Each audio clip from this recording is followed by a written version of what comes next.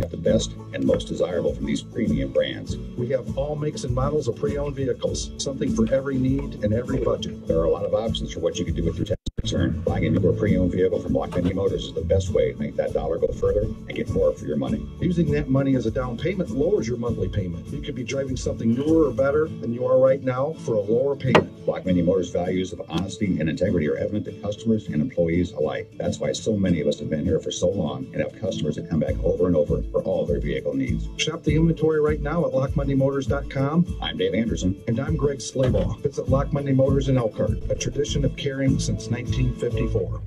Ever wonder why Europeans seem to speak so many languages? Maybe it's because they use Babbel, the #1 selling language learning app in Europe.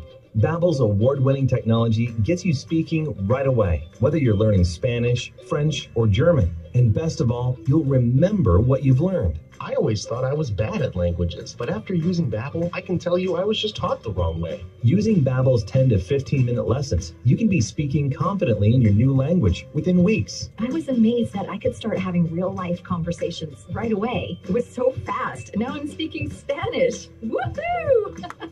No wonder Babbel is the #1 selling language learning app in Europe. Try it for yourself and see why Babbel is the quick way to get conversational in a new language, like Spanish, French, or more. You can try Babbel for free. Go to Babbel.com or download the app and try it for free. That's Babbel, Babbel.com, or download the app to try it for free. That's Babbel.com. Talk radio that talks with you, not at you. Casey Hendrickson, News Talk 95.3, Michiana's news channel.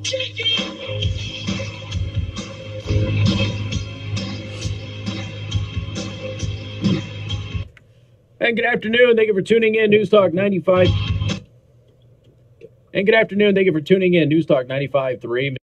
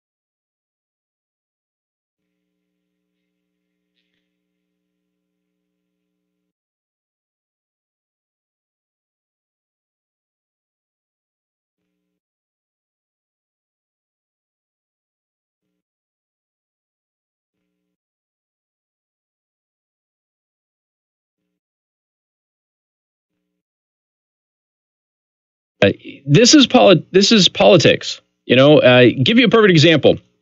So Ocasio-Cortez went on one of the news channels, I forget which one, and she basically blasted the president and all of that. He said the president should be asking why we're even funding ICE. And okay, interesting question. Why are we even funding ICE?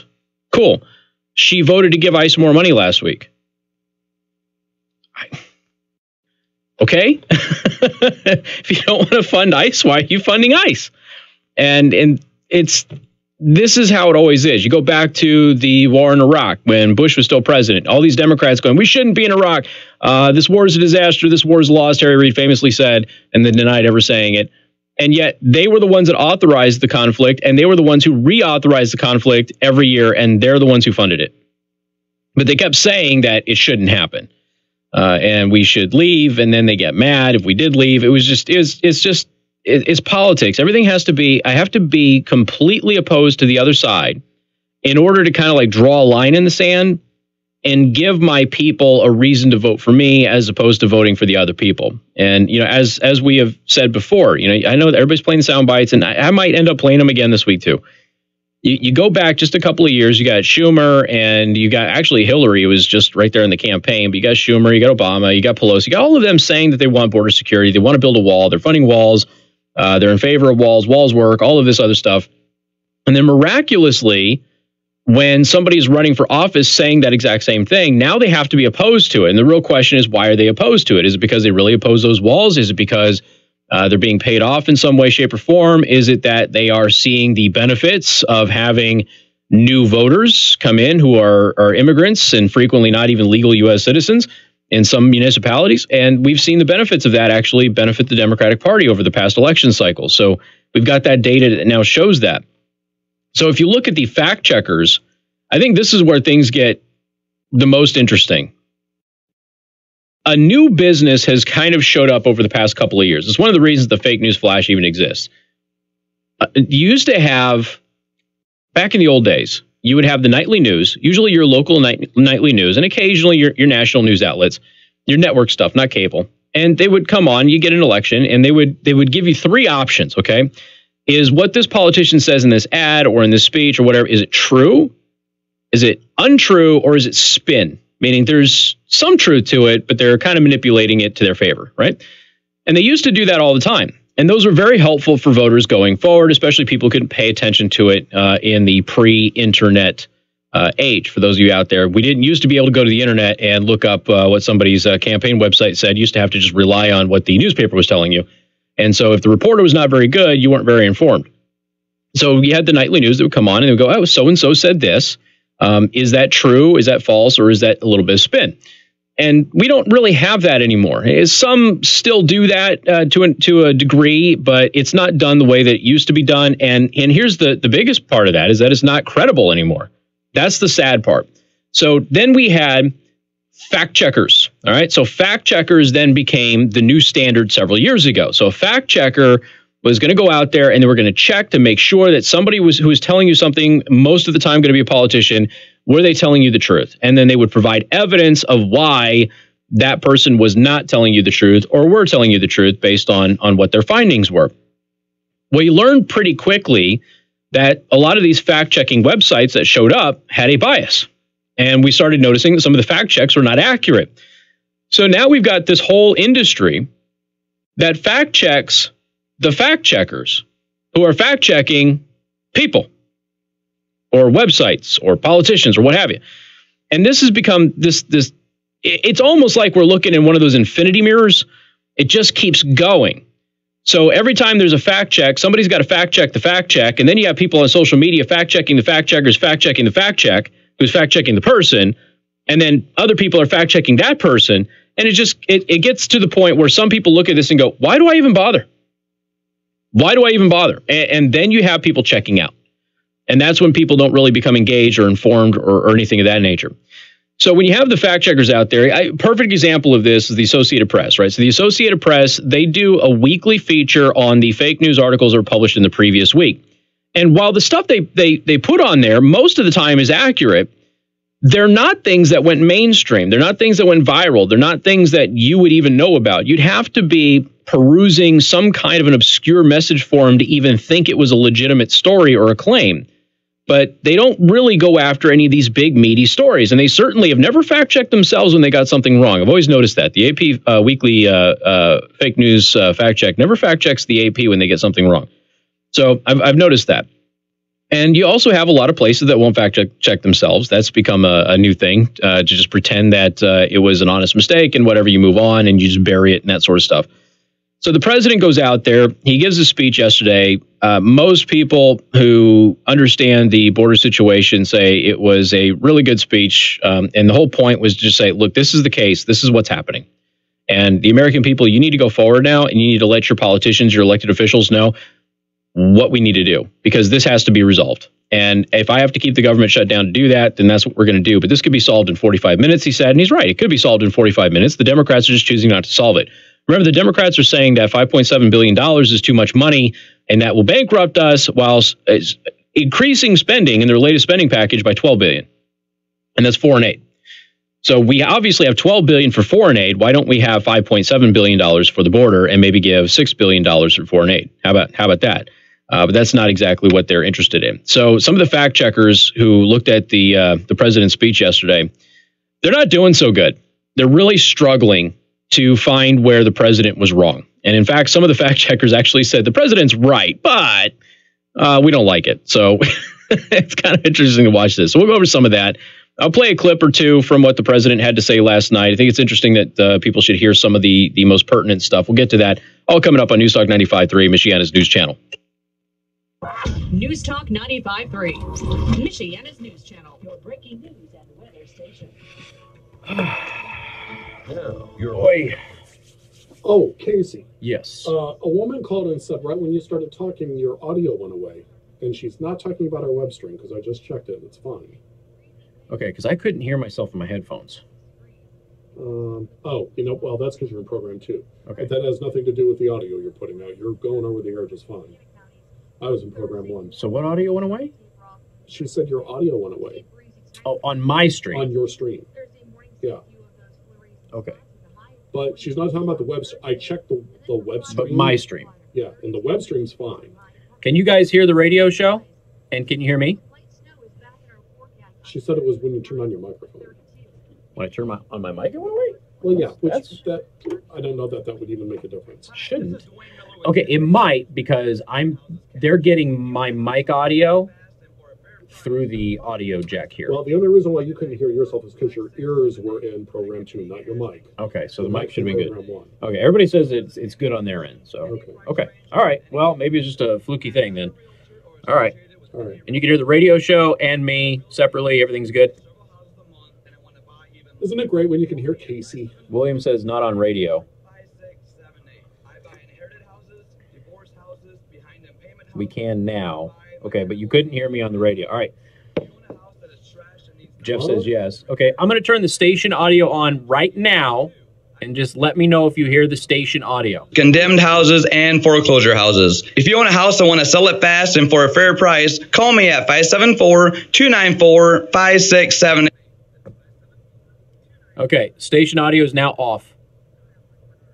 Where can you get one of these sweet mugs? You can order it. Oh, hey, did you want to taste test the new Girl Scout cookie on Friday? Yeah, I can do that. Okay. Well, don't feel like you have to. Do you No, want to? No, I didn't know they had a new cookie. They do. It's a caramel chocolate chip, gluten-free. Cool. Yeah. You want to taste test? Yeah. All right. We'll do that. Then do not leave this in the studio. I guarantee you, if you leave this in the studio... Is that yours? No, it's not. It's just for whoever, but they gave it to me, and I thought, well, I bet you Casey would want to taste test it. I thought Mark got Girl Scout cookies earlier. No, they dropped off a package of Girl Scout cookies for the radio station. I got it. I said to myself, because no one else was in the room when it happened, okay. I said to myself, I bet you Casey would like to test these. Especially gluten-free. But only do it if you want to do it. No, I want to do it. Okay. Now, listen to me. Do not leave those in the studio. Okay, I'll take them. Because you know what will happen. Yeah, other people will eat them or take them. I'm well aware. So I've had the Savory Kernel delivered, and I've had South Bend Chocolate Company delivered for me. And both were murdered by station staff, so I'm well aware. Girl Scouts. So if you decide you hate the cookies, you can't go too hard on the Girl Scouts. No, they make great cookies. I've never denied their cookie ability. They always make good cookies, and we buy cookies from them all the time. All right, I know. I'm just saying. I just wish that they would have. Little Girl Scouts. I wish they would have defended the Boy Scouts. So you can't all those years. Casey-like. I'm going to give them an honest review. You know what? These little girls need to learn the facts of life. They're going to be in business. I'm just saying, their product sucks. You can give them an honest review, or you could be cruel. Well, so okay. Don't be cruel. And good afternoon. Thank you for tuning in. News Talk 95.3, Michiana's news channel. I am your host, Casey Hendrickson. Phone number 574-25-95-95.3. That is 2595-953. You can also send a text message to 45364. Please put MNC at the beginning of that message. I want to thank R&B Car Company locations in South Bend and Warsaw. R&B Car Company are your used car experts. And the president gave his speech last night. I want to play just one little bit from this because I've been saying this for years. I know other people have as well. If you can cue my audio, that would be fantastic. So this is the president last night talking about walls. We can rise above partisan politics in order to support national security. Some have suggested a barrier is immoral. Then why do wealthy politicians build walls, fences, and gates around their homes? They don't build walls because they hate the people on the outside, but because they love the people on the inside.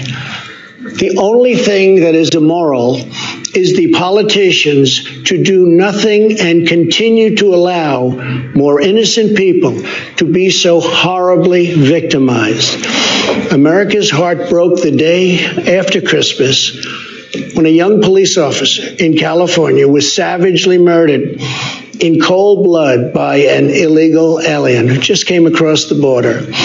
The life of an American hero was stolen by someone who had no right to be in our country. Day after day, precious lives are cut short by those who have violated our borders. And the president's in California. Right. You know, and look, he brings up a good point. It's, you know, all these people keep saying that they can't have walls, and yet they all have walls around their homes. We have walls around anything really that we want to protect in this country. Every other nation does the same thing. We've been building walls since the beginning of humankind. We needed fortifications.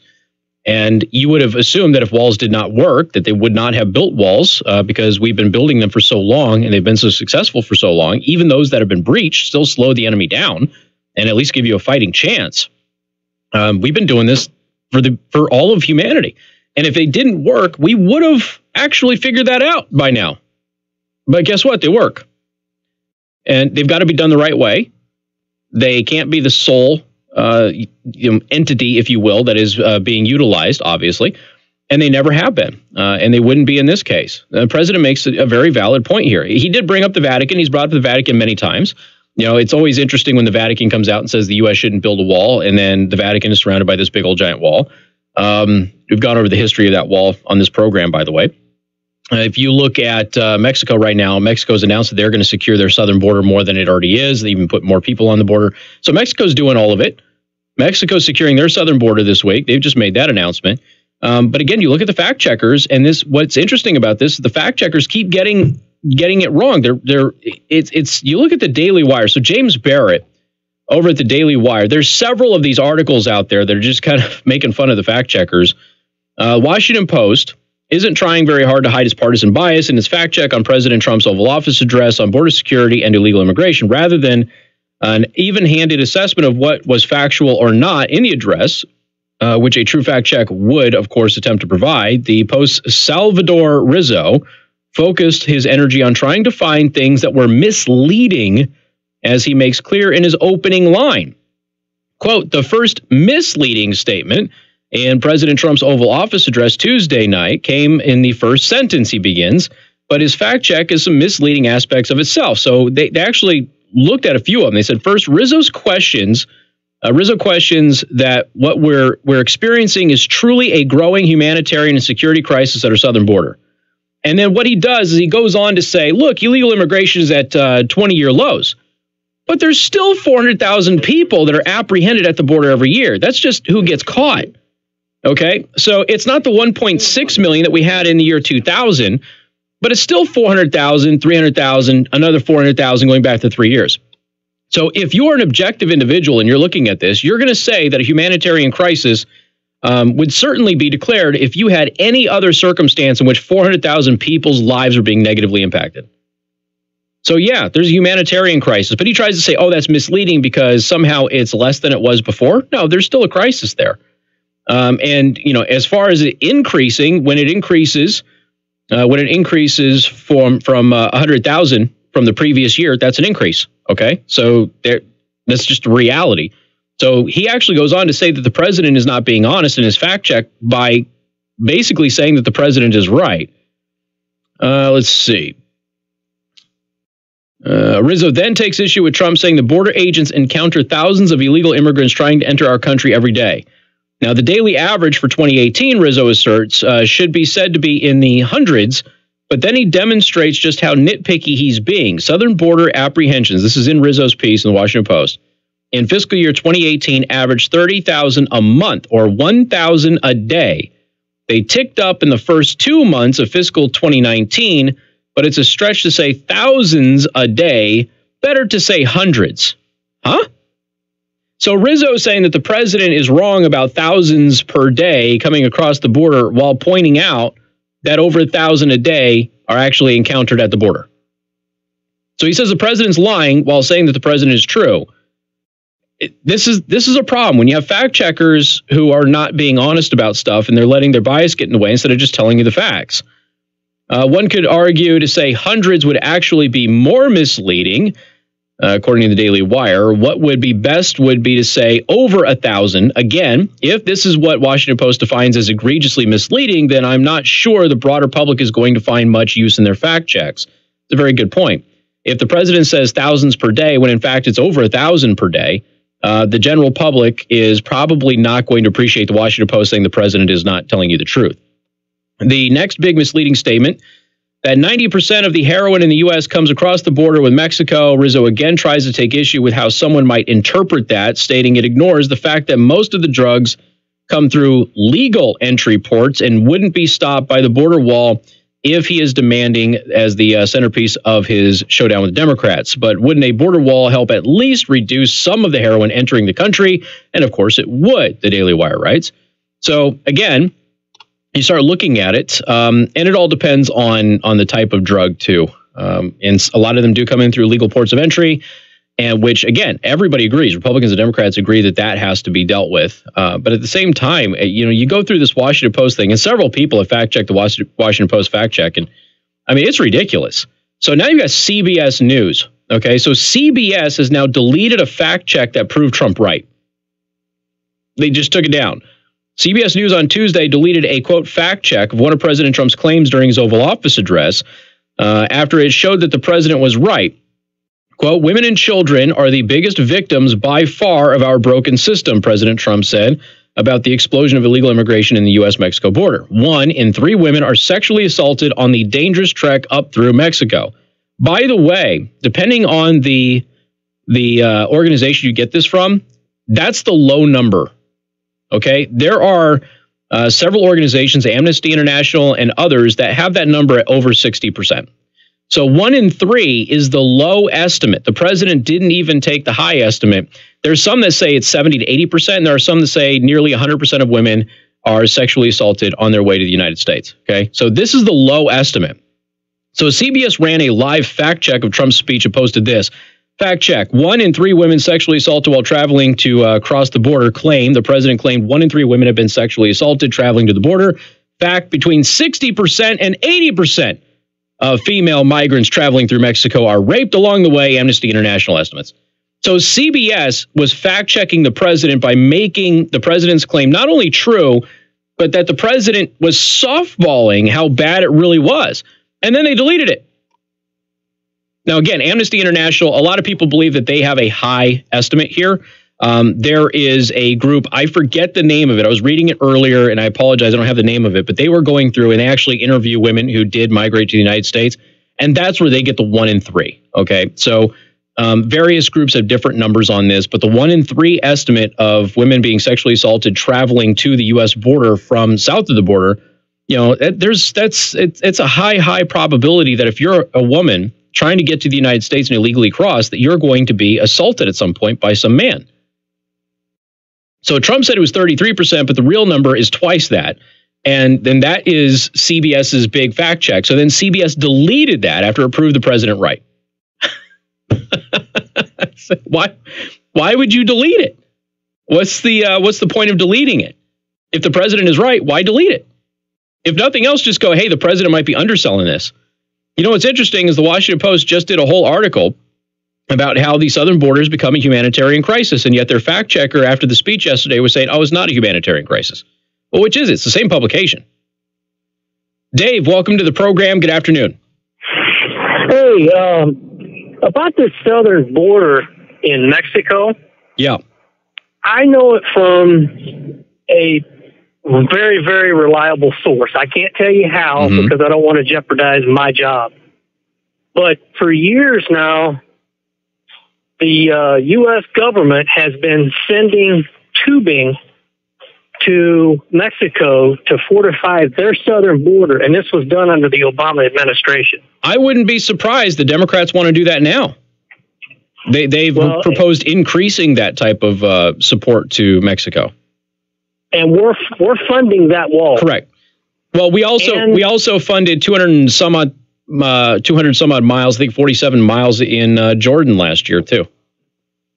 Yeah. So I don't know if people actually realize that, but we are building a wall. It's just on the wrong border. It's just in a bunch of other countries, just not here. Yeah. Very good point. Hey, Dave, I got to roll, man. Appreciate the call. All right, but thank you very much. Yeah, I believe that wholeheartedly. We've got more coming up in just a couple of minutes. MNC News Time is 3:31. Time to check out Masters Heating and Air Conditioning online at mastersheatcool.com. Masters gets there faster. This is Michiana's breaking news and weather station. Which channel would you like to talk to Casey? Hey, and your first name? John, hang on the line. Here, sir.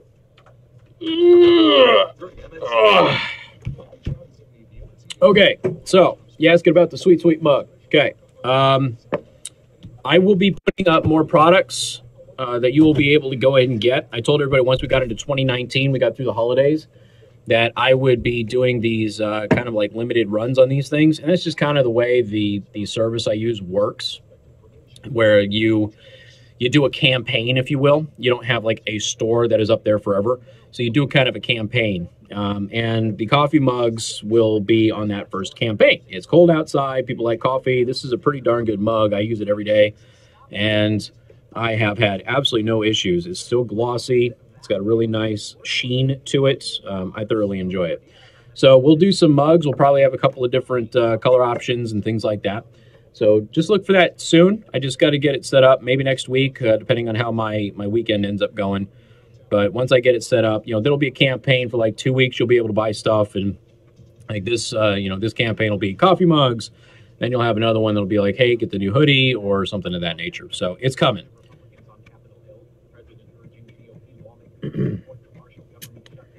Mugs and hoodies. You know it, Dean. You know it. By the way, thank you for that link. I appreciate that. I'm going to contact Jordan about that.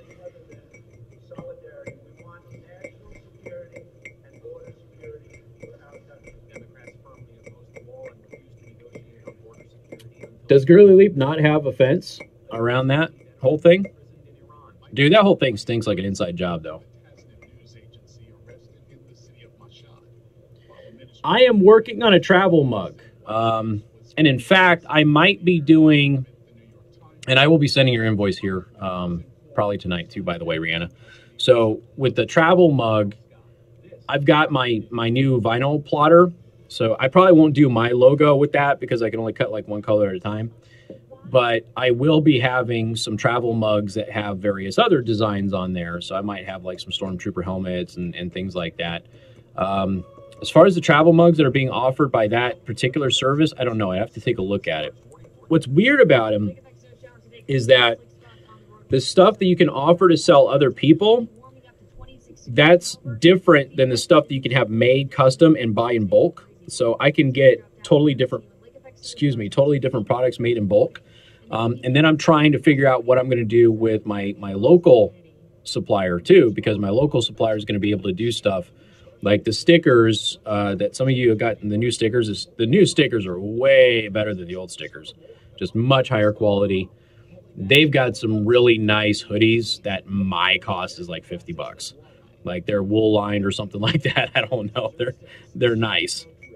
So local supplier will have some stuff as well. Maybe have a hat or two coming out here soon. I'm working on it. I just needed time to be able to do it, folks.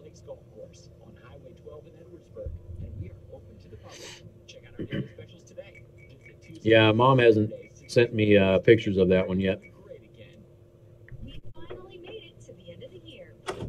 Your coffee smells good. You know what? It is good.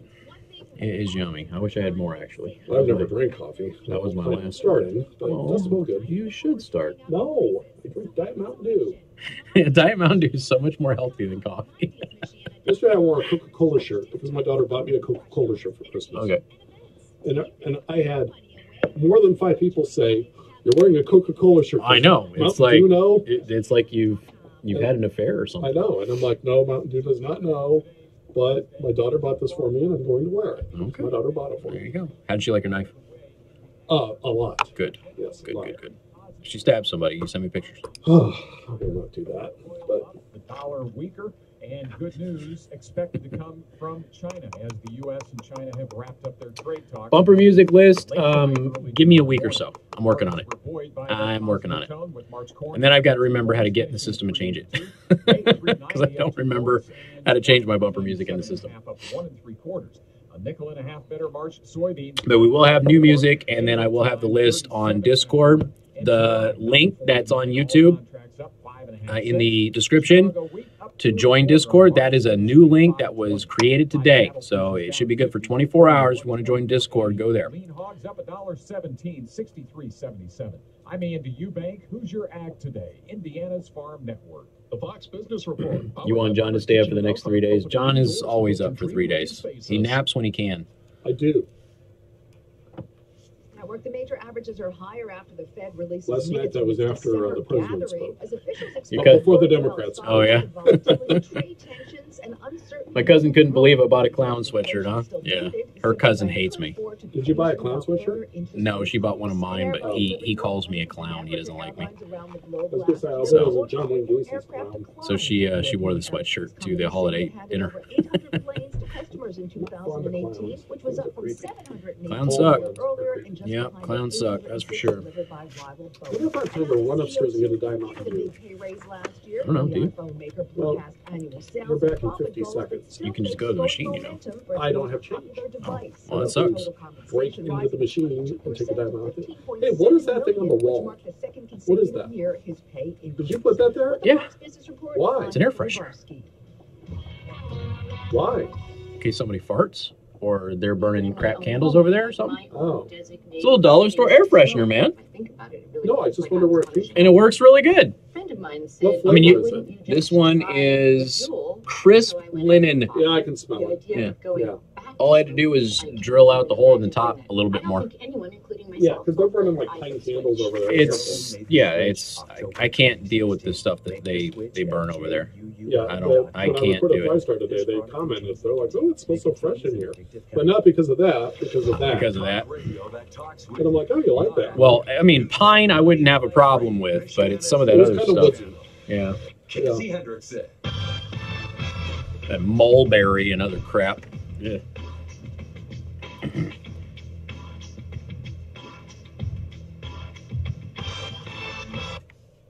Hey, good afternoon. Thank you for tuning in. News Talk 95.3, Michiana's news channel. I'm your host, Casey Hendrickson. Phone number 574-25-95-3. That is 2595-953. You can also send a text message to 45364. And please put MNC at the beginning of that message. I also would like to thank our sponsor, Second Amendment Arms and Range, located in New Carlisle, Indiana. And, of course, if you mention me, get half off your range time. Don't forget to ask them about the basic pistol handgun class that is coming up on the 20th of this month. That is a Sunday. And $125 per person. Really good training from Tactical Training Systems out there. Make sure you check that out. Okay, so a lot to get to today. It's not just the president's speech last night. I know that everybody is talking about that, today. I get it. So what do we have here? The background check bill. So Democrats in the House of Representatives, now that they control that House, have introduced a new gun bill that would expand background checks on firearms. On Tuesday, the House of Representatives, Democrats introduced a bill that would expand background checks in the sale or transfer of ownership of firearms. The bill is titled the Bipartisan, I love how they do this, the Bipartisan Background Check Act of 2019. So they only... both sides do this, but I always get a kick out of the names of bills. It's like the Affordable Care Act. It's, because we're trying to tell you that it's going to be affordable now. Bipartisan. Everybody agrees that this is what we should be doing. It's all nonsense. It was introduced on the 8th anniversary of the Tucson shooting, in which 6 people were killed, and former Representative Gabrielle Giffords, Democrat of Arizona, was one of over a dozen people injured. They tried to blame that on Sarah Palin. In fact, as recently as just a month ago, you had members of the media blaming that on Sarah Palin, when in fact Sarah Palin had nothing to do with any of that. This guy had been stalking her and had an issue with her. House Speaker Nancy Pelosi, Democrat of California, blustered, "Today is a day of action. We say enough is enough." Giffords echoed that. Stopping gun violence takes courage, the courage to do what's right, the courage of new ideas. Taking people's firearms away from them is not a new idea. It has been done an awful lot throughout human history, actually. Let's see, what else do we have here? Now, according to NBC News, the bill would require individuals who are not licensed gun dealers to bring the weapon to an authorized vendor to conduct a background check of prospective purchasers. The requirement would also apply to background checks for the sale or transfer of guns between family and friends. So basically, the new bill. All right. Now, for those of you who do not know, if you in any way, shape, or form sell firearms for profit, okay, even if it's only one gun, and this is the very first gun that you have. So if you bought a gun and you're turning around to sell it for profit, the ATF says you got to have a license, okay? Now, that is just the way it is. If you're just getting rid of it and you're trying to basically, if you do anything that the ATF can come in and say you are engaged in the business of selling firearms, then you're in trouble if you don't have an FFL. So it already kind of covers that stuff. Now, what has been a bit of debate, if you will, is if you're a relative and you want to give another relative, maybe they're coming of age, a firearm, or you want to buy it as a gift or something like that for Christmas. My wife actually got her very first gun from my grandpa for Christmas. That was her gift. He bought her a .22 rifle. That was the first gun she had ever owned. And now he would be required to have a background check conducted on her in order to be able to do that. If you are a father or a mother and you are trying to give a firearm to your child who is now becoming 18 years old or whatever, you now have to do a background check on your own kid. Okay, that's in this bill. Now, it's not law yet, but that's in this bill, and it likely is not going to pass the Senate. So the requirement would also apply to background checks for the sale or transfer of guns between family and friends. Okay. 40 Democratic senators also reintroduced a bill called the Background Check Expansion Act on Tuesday. The Senate bill would require background checks for the sale or transfer of all firearms.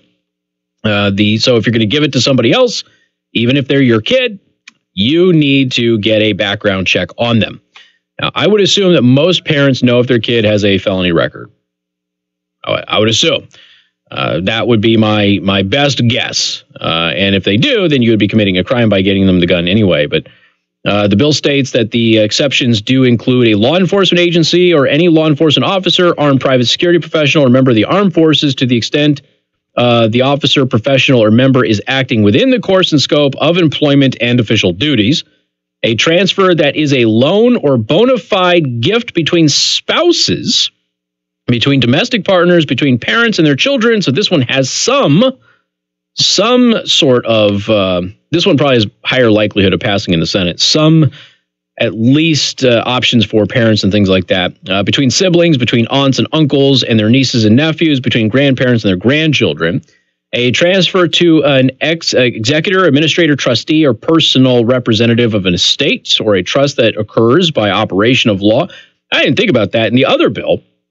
If you have somebody who dies and something's got to be transferred to the estate, I guess the executor of the estate has to have a background check. This one will provide some kind of a bypass for that. A temporary transfer that is necessary to prevent imminent death or great bodily harm if the possession by the transferee lasts only as long as immediately necessary to prevent the imminent death or great bodily harm. Transfer that is approved by the Attorney General under Section 5812 of the Internal Revenue Code of 1986. And they go on, they have a couple of other workarounds as well. So Dick Durbin, Democrat of Illinois, support for universal background checks is nearly unanimous among Americans these days, with 97% of Americans supporting required background checks of all gun sales. That's actually not true, including 97% of gun owners. Again, also not true. We've gone over those numbers. That is a falsehood. The number is absolutely overwhelming, he says, but again, he's making the numbers up. So Tammy Duckworth, also a Democrat of Illinois, echoed support for universal background checks is nearly unanimous among Americans these days.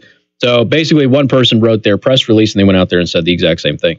That 97% number was picked apart when it first came out. It's kind of like people running around and saying that 98% of all scientists believe in man-made global warming. It's not true.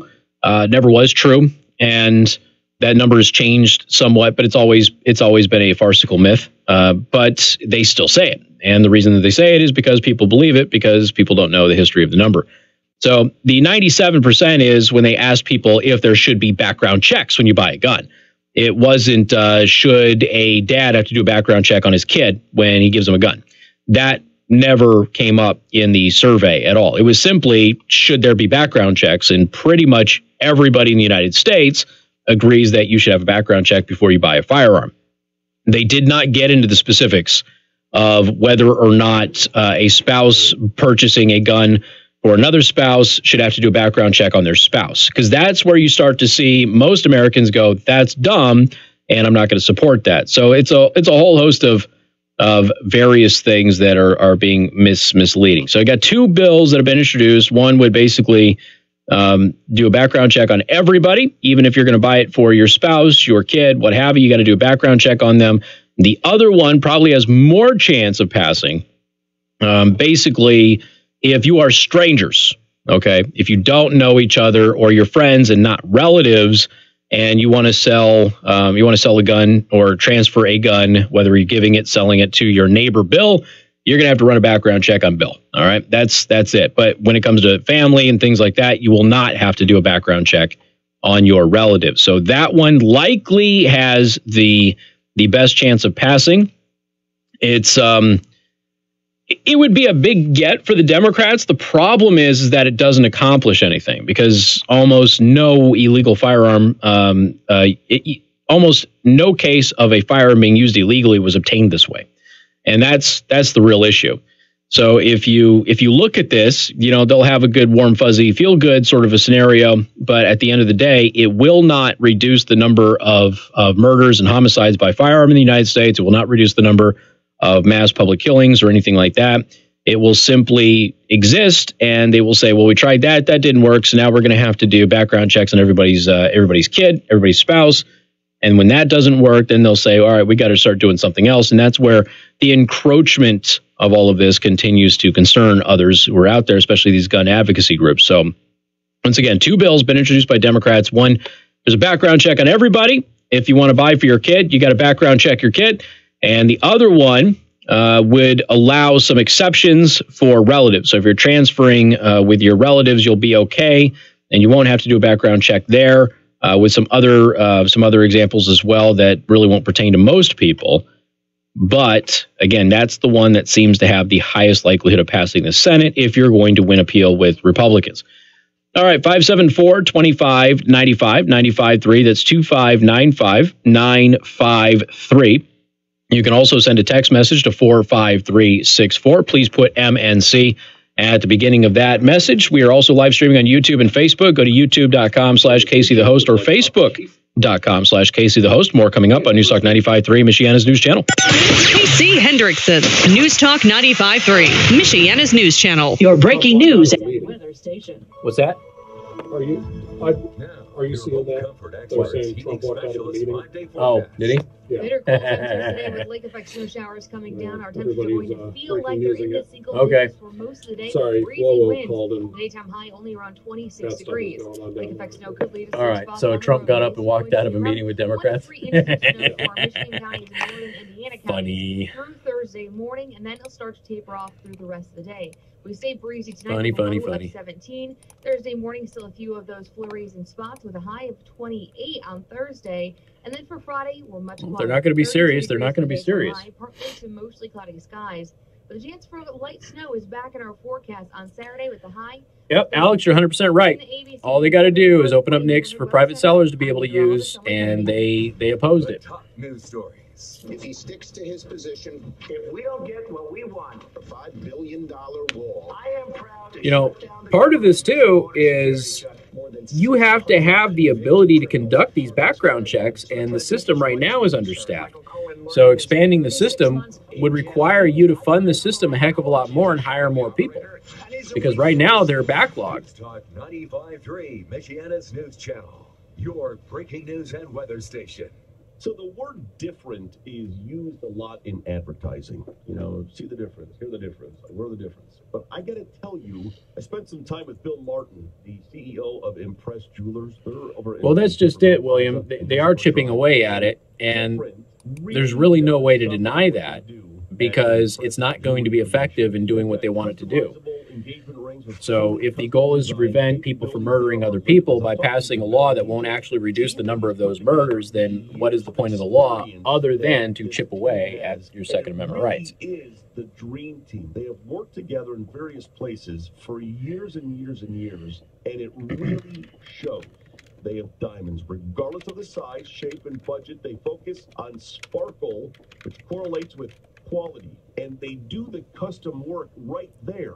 When I say different, I mean they are different. You can feel it the minute you walk into Impress Jewelry Creations. University Park Drive, the same plaza as Temper Grill. Bureaucrats from the Department of Health and Human Services are pushing a plan to rewrite Medicare Part B that puts the health care for America's sickest seniors in serious jeopardy. The HHS plan, pulled from the Bernie Sanders healthcare playbook, would change Medicare to be more like socialized healthcare schemes in Europe, with government price fixing and access restrictions. If Congress doesn't block this dangerous plan, seniors' access to new treatments would be reduced, the search for new cures would be delayed, and American medical innovation would stall. Conservatives and seniors know that Senator Todd Young will fight for free market solutions. Call Senator Young today at 202-224-3121. Urge him to fight to reject price fixing in Medicare Part B. Learn more at rejectpricecontrols.org. Paid for by the American Conservative Union. The top local stories, updated all the time on 953mnc.com. From News Talk 95.3, Michiana's news channel, your breaking news and weather station.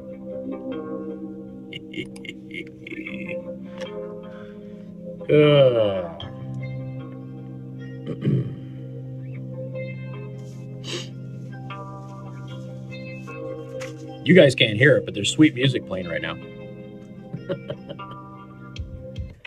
And good afternoon. Thank you for tuning in. News Talk 95.3, Michiana's news channel. I'm your host, Casey Hendrickson. Phone number 574-2595, 95.3. That is 2595-953. You can also send a text message to 45364. Please put MNC at the beginning of that message. So a bit of breaking news here, and we'll get back to your phone calls. The president just walked out of a meeting with congressional Democratic leaders because of the border wall. He called it a total waste of time. Just left a meeting with Chuck and Nancy, a total waste of time. I asked what is going to happen in 30 days if I quickly open things up. Are you going to approve border security, which includes a wall or steel barrier? Nancy Pelosi said no. I said, bye-bye. Nothing else works. So the president came in and said, I will end the government shutdown. But if I do, will you give me a wall in the next 30 days? And Nancy Pelosi says, no. And the president said, all right, bye. He walked right out. Good for him. All right, we're talking about the two gun bills that were just introduced by House Ed. If you're gifting or purchasing for a spouse or your kid or a parent or what have you, grandchild, you don't have to do a background check on them. It would only be between people who are not relatives or strangers, okay? 574-2595-95.3. Kevin, welcome to the program. Good afternoon. Hey, Casey, how are you doing today? I'm doing well, man. What's up? Hey, there's a dick in Illinois who's got a gun proposal bill, as we've been talking about. And I think not only should law-abiding citizens have to have background checks, but I think anybody who's going to steal a gun should also have to do this so we can get bipartisan support. Well, that makes sense. Yeah, before you steal it, there's like it's a NICS. I don't know what do you call a terminal or a kiosk? Or just leave your identification so we can run the numbers and see if you should have the gun or not. There you go. We can do a credit check while we're at it, and your credit check will predicate your approval to steal the firearm. Well, we put all the laws on the law-abiding citizens. What about the people who are stealing the gun? That makes perfect sense. Yeah. I mean, I got one other thing, and this one concerns the wall, and I've got a solution on how to get the wall built. Okay. We call it a stimulus program, and we put it up with union labor. How can the Democrats oppose that? The president has actually mentioned this before. He said he's okay with using union labor on this. He's made that very clear. He's gone to the unions and he said, I will use union labor if that's what it takes. I'm okay with that. And so some members of the unions are actually in favor of this. He actually has pretty good support among unions. And that's something that a Republican president has not had in a very, very long time. I'm a union member and I voted for him. There you go. See? But even union leadership, that's what's so interesting. Even publicly, a lot of union leadership, just this week, there was the Steelworkers Union. They said, hey, look, the president's tariff plan has been a shot in the arm to us. It's been great. So there you go. All right, man. Thanks a lot, Kate. Appreciate it. You take care. It's been really interesting to watch that. In fact, it was something that showed up in the midterms that Democrats are really, really worried that Trump actually enjoys pretty broad support among labor unions, which, of course, are a Democratic stronghold in American politics. So real interesting. Now, when it comes to this, you know what? I want to play this piece of audio as well. I'm going to reload the system here. Hold on. Don't cue it up just yet. I want to make sure there's no ad. Yes, there is an ad. There's a bit of audio here where the president was in the White House. He's talking to the press, and he gets asked if he's going to open the government just so these people can start getting paid again. Of course, this is the big part of all of this is that there's people out there not getting paid, and there's genuine concern. I want to remind everybody that Obama shut down the government to make sure that Obamacare got passed. Just want to remind everybody of that. There wasn't nearly the backlash against that president as there is with this one. All right, cue up my audio. This is the president engaging in an exchange with the press. Who is this? This is Jonathan Karl. Yep, ABC News reporter John Karl was talking about talking to the president about ending the shutdown in order to get these people paid. He said, if the president's not going to sign it, I'm not going to waste my time. And I mean, Rob Portman's here. He can tell you he's very strong on border security. We have tremendous support in the Senate. We have tremendous support in the House. And by the way, they say, oh, is it true that somebody's, a congressman, he broke away? Okay. Yeah, every once in a while you're going to have that. But you know who else has that? The Democrats have that, too. Because they have their people breaking away, too. You know why? Because they know you need border security. But you don't report that. But the fact is that there's tremendous support. I would know. Without support, I would be the first one to know. I may be the last one, too. But there is tremendous support. Right now, if I did something that was foolish, like gave up on border security, the first ones that would hit me are my senators. They'd be angry at me. The second ones would be the House. And the third ones would be, frankly, my base and a lot of Republicans out there and a lot of Democrats that want to see border security. Okay, what else? So why not sign the other bills, though, so some of these workers can get paid, the government You think I should do that? Yeah, No, do you think I should do that, John? I mean, it's not for me to say. I watch your one-sided reporting. Do you think I should do that? Hey, John. No, seriously, John, do you think I should just sign? Well, the argument is... Tell me. Sign these bills that have nothing to do with John, border security. Do you think I should just sign? I'm saying that if you sign that, these workers can start getting paid. The government can start... So you would do that if you were in my position? You'd do that? I'm not in your position. I'm asking you if that's something you... I'm asking you, would you do that if you were in my position? Because if you would do that, you should never be in this position. Because you'd never get anything done. Goodbye, everybody. Thank you very much. And he takes off. Hey, guys, look, John Karl asked, hey, why don't you just open up the government and, just let your requests and your demands just go by the wayside. Just do what the Democrats want you to do. And he's like, would you do that? And Karl wouldn't answer the question. And he said, well, I don't have to make that decision. Well, you asked the question. Let's do the hypothetical. What would you?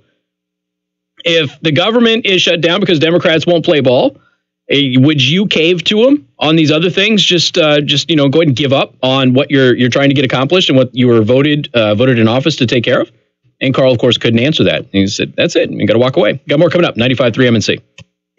WTRC FM and HD1. Niles, South Bend, Elkhart. News Talk 95.3, Michiana's news channel. Your top stories right now.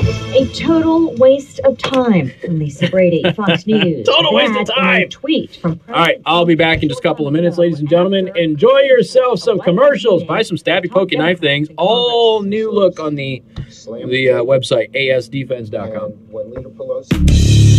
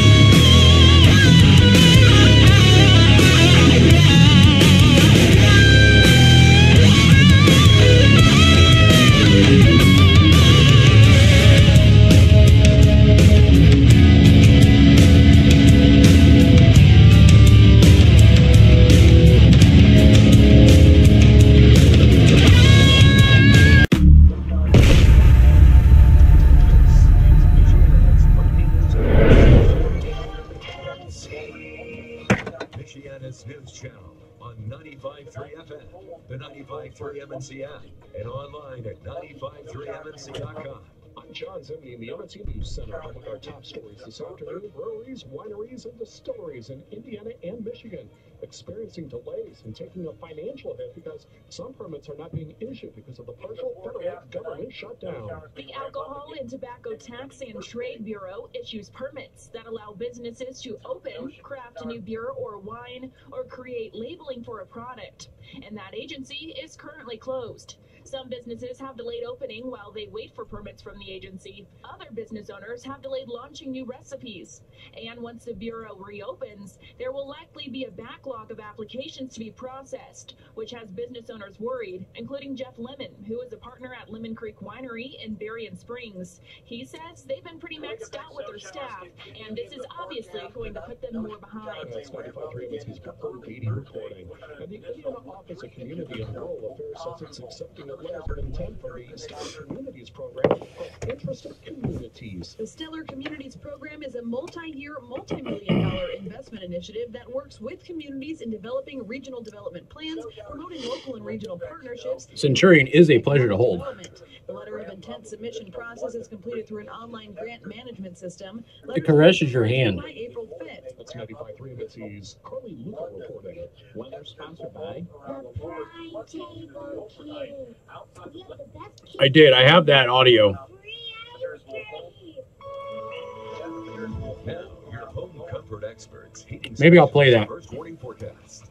Lake effect snow showers today could lead to Just for giggles. roadways. Give yourself plenty of drive time, and temperatures only warming up to 26 degrees. However, it'll feel like it's in the single digits through most of today with breezy winds. Tonight we drop down to 17. Lake effect snow showers continuing into Thursday morning. In the ABC 57 First Warning Neighborhood Weather Center. Thought I saved it in my prep. Snow in the area and 22 degrees at the 95.3 MNC studios. I'm John Zimney, News My cookie's my lunch. 3, Michiana's News Channel. I pulled in to get lunch on the way to work. I realized that my wife had my debit card. forecast at 16 and 46. And I was not able to get lunch, so now I'm starving. 95.3 Michiana's news channel, your breaking news and weather station. All right. Powered by Holly Max at Four Lakes. Check out the new specials. Visit Tuesdays, Wednesdays, and Thursdays for deep fried ribs, pulled pork tacos. So you did jump the D word, right? Or dump it? Yeah, was he talking about Dick Urban? Yeah. Yeah, but you know what? It's the way. I totally get it. Yeah.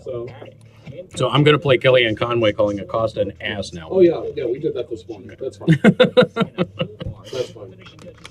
It's the words that get us in trouble are words that have sexual references to them. And like Dick has You make it sound sexual. It's not sexual. You know, the old Michael Jackson thing. Oh, yeah. Just get snuggled up, have some milk, have some cookies. It's not sexual.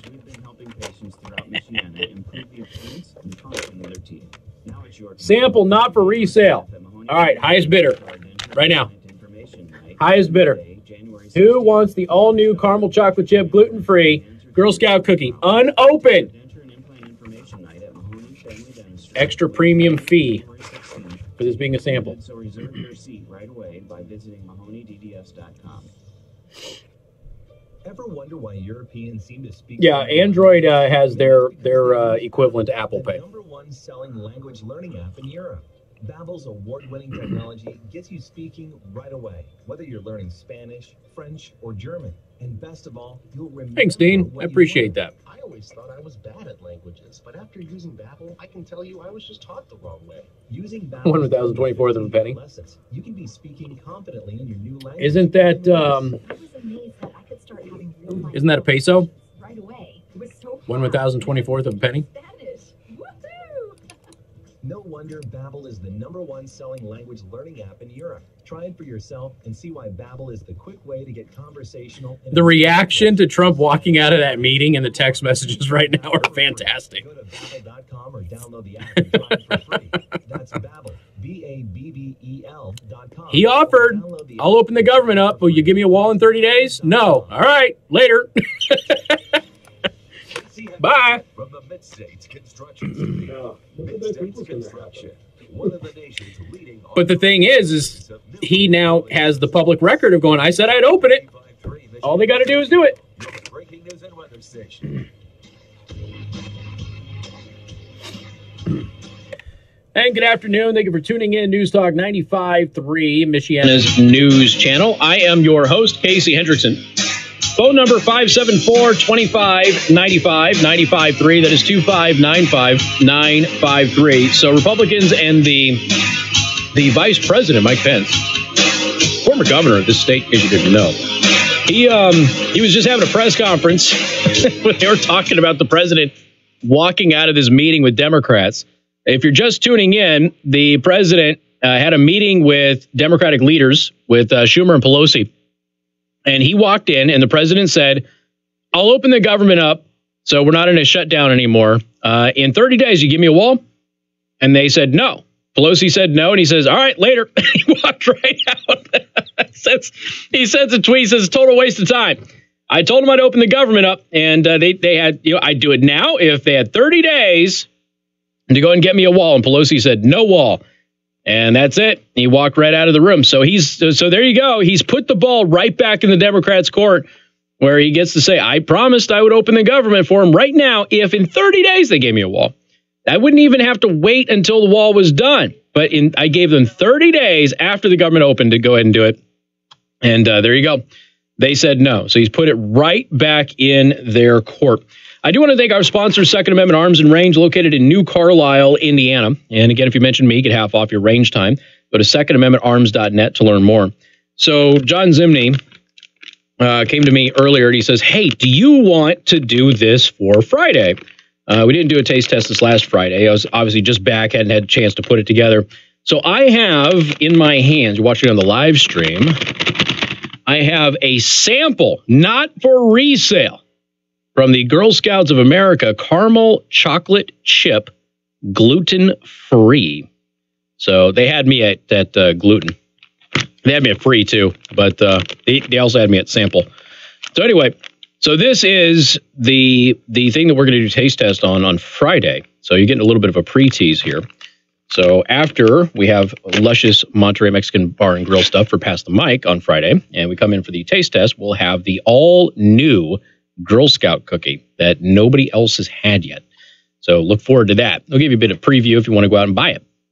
All right, so this came up in the live stream. Somebody had asked if we had seen the Kellyanne Conway diss of Acosta. And of course I have. Had it in the show prep already. If you can cue my audio, this is Kellyanne Conway talking with CNN's Jim Acosta. Hey, Kellyanne, can you promise that the president will tell the truth tonight? Will he tell the truth? Yes, Jim, and can you promise that you will? I will. The whole truth and nothing but the truth to help you, God? I'm not the Am one I allowed who to has mention the God to alternative you? facts problem like you do. Jim, I know that's what you make sure that goes viral. Okay. This is why, by the way, this is why I'm one of the only people around here who even gives you the time of day. Can you guarantee? And let me get back in your face, because you're such a smart ass most of the time, and I know you want this to go viral. A lot of these people don't like you, but let me just be respectful to the media at large, as I always am. I explained that was alternative information, additional facts, and I explained it many times. And don't you put it back in my face for all the corrections that your network needs to issue. I was on your network 25 or 26 times in 2018. I'm one of the last people here who even bother to go on. And the disrespect that you show to me personally, I'll just look past. Ma'am, no, and don't call me ma'am to make it up. That's why, go ahead, please, Mom. You said he's meeting with lawmakers tonight. And then, of course, she went on. And then what did we find out? We found out that all of these fact checkers who were trying to fact check the president last night during his address got all of the facts wrong. So much so that CBS had to retract a fact check that they did, because the fact check actually confirmed what the president was saying. Only the president actually undersold the problem. So, but so that was Kellyanne Conway. And that's hysterical. I mean, it's absolutely, she's 100% right. And the thing is that Acosta is one of those people who is frequently caught lying, and not just making mistakes, but frequently caught lying. And that CNN on a routine basis has to issue corrections and retractions. People have been fired from CNN for fabricating news. So this is, she's right. And he shouldn't even be in the position that he's in. Honestly, the only reason that anybody cares about him, and the only reason that he gets the attention, is because he's entertaining to watch. And that's really all there is to it. 574-25-95-95-3. That is 2595-953. To the phone lines we go. Charlotte, welcome to the program. Good afternoon. Hi. Hi there. Yes, I think I have a little a solution here that we can be talking about. A lot of the elites and the Democrats have walls and gates, fences around their homes, security and guards, protection. Mm-hmm. They want to protect their homes. There are a lot of Republicans that have walls around their houses and gates, and they want to protect their home, but they want the rest of the people to be protected too. The Democrats do not want the rest of us to have that protection.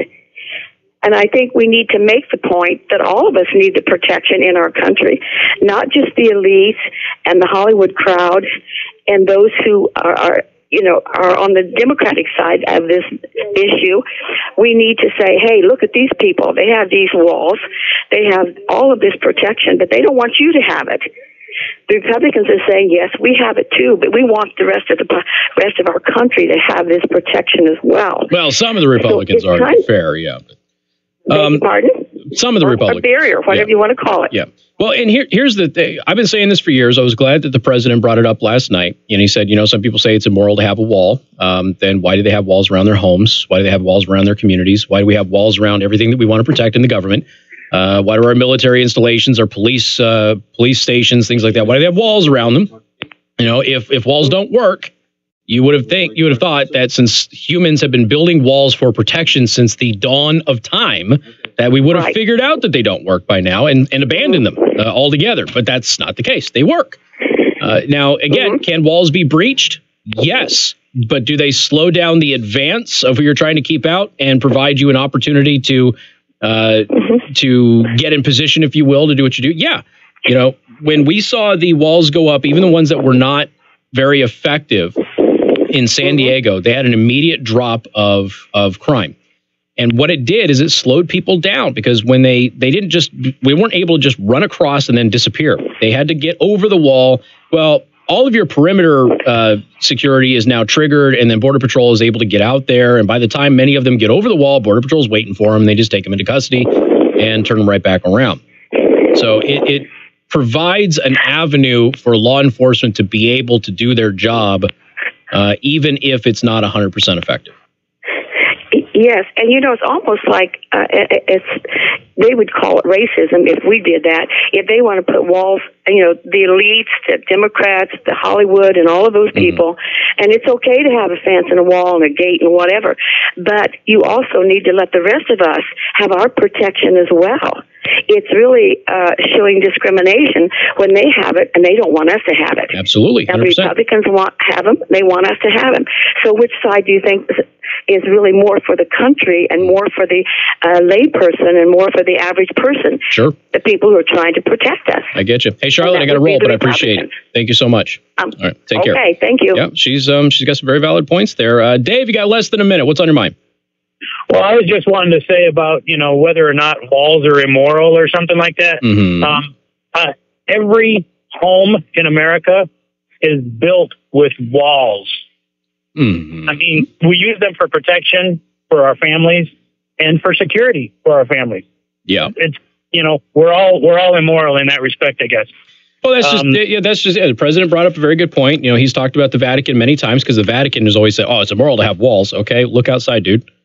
Vatican's got a bunch of walls around it. So, right. I mean, we all put up walls to house our families and protect them. Yep. That's absolutely. what they're for. Absolutely. Hey, I got to roll. Appreciate it, though. Thank you much. All right, we got more coming up. News Talk 95.3, Michiana's News Channel. KC Hendrickson, News Talk 95.3, Michiana's News Channel. Your breaking news and weather station. Yeah, sure. Why not? It's kind of a train wreck today. Can I get your name, please? All right, what do you want, my friend? Wind chill near zero at times. Gusty wind up to 30 miles per hour and likely affect snow showers that last through the day into early Thursday. Final totals range 1. I'll put the Kellyanne Conway thing in the Daily Show prep for you. Off into the upper teens Wednesday night into early Thursday. Thursday, so not my fault, come to an end, becoming mostly to partly cloudy by the late afternoon and a high of 28. There's no other recording up here that's been recorded. I was shocked he did the first hour yesterday. So he usually doesn't record. Okay, I'm telling you, it's not my fault. In the ABC 57 first one, Michiana's News Channel. Would you like to talk to Tracy?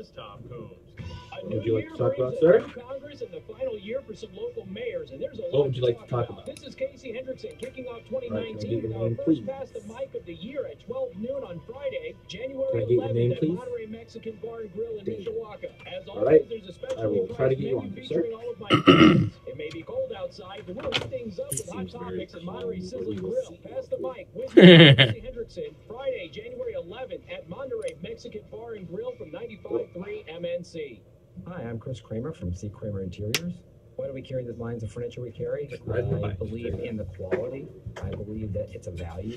When you're purchasing something that is of good quality. A lot of people have brought up using prison labor to do the wall.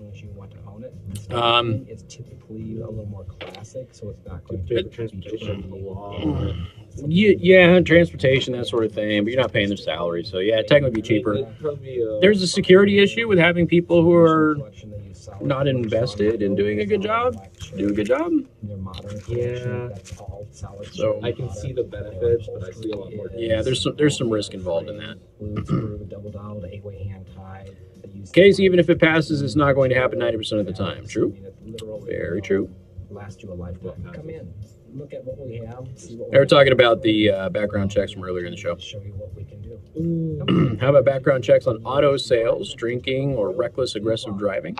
Did you know that over 90% of meal enhancement pills... Your insurance kind of does that. So like in Michigan, if you have a certain number of certain types of violations, you actually can't register a car. You can buy it, but you can't register it, which of course means you'll be driving it around illegal, or you'll have somebody else register it for you. So the all-natural male enhancement formula there's unlock your performance some truth to a level you can only dream of. Try to imagine Viagra on steroids. Noxatril is so powerful, that's why it took years for it to finally become available to the public without a prescription. So call now and take advantage of our special Noxatril free bottle offer today. Oh yeah, we recommend that you use the Noxatril dose as directed. Think of your partner. Exactly. We certainly don't want you to overperform. It's not stopping you from getting a gun either. Find out how to get a free bottle of Noxatril while supplies last. Call 1-800-551-4182. Free bottles for a limited time, so call now. 800-551-4182. That's 800-551-4182. According to science, you're at the loneliest at these three ages in your life. I have nothing on the bypass. 17. I've got no traffic issues right now. The last one I had was from Auten from like an hour ago. I don't have anything right now.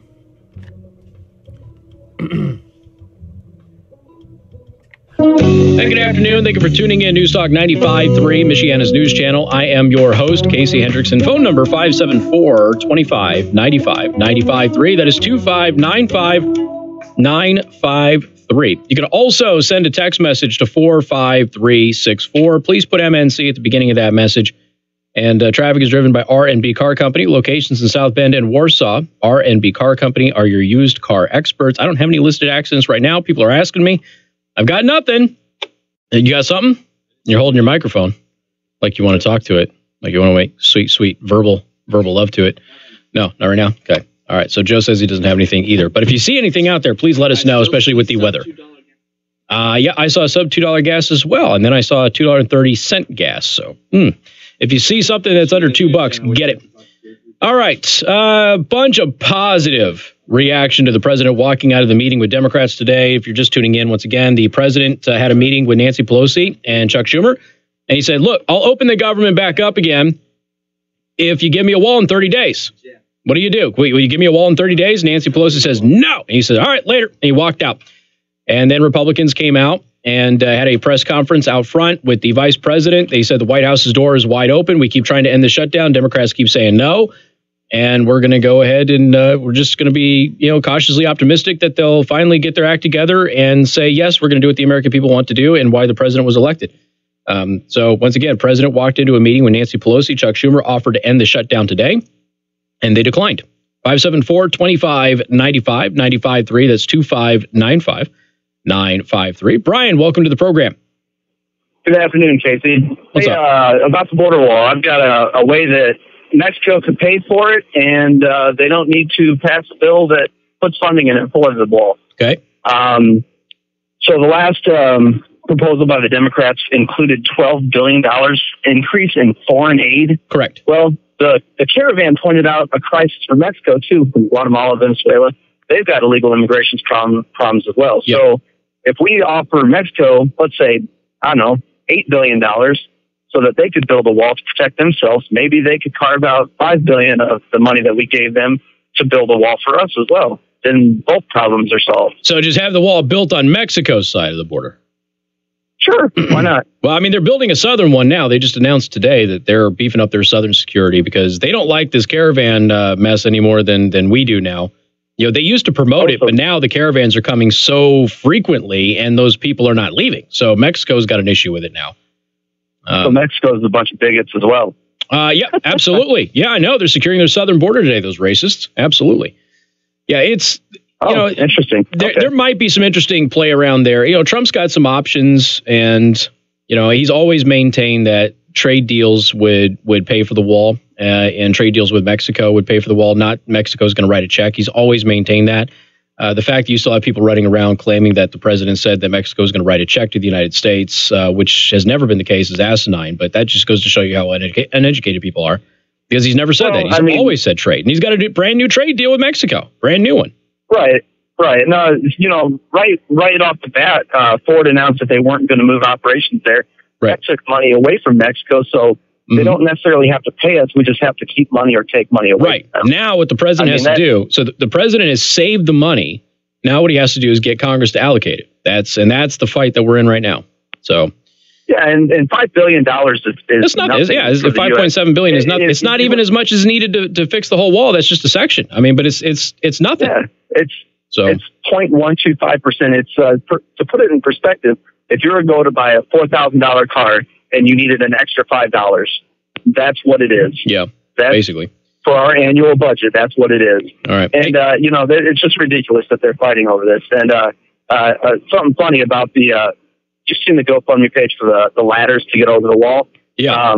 it'd be kind of funny if somebody sued them because they're violating ADA, American Disability Act. So, because how do you get a wheelchair over the wall? I mean, that's just discrimination right there, you know. Now, of course, there's there's some big problems with the ladder situation. You got to get down on the other side, so you got to have 2 ladders for every breach, if you will.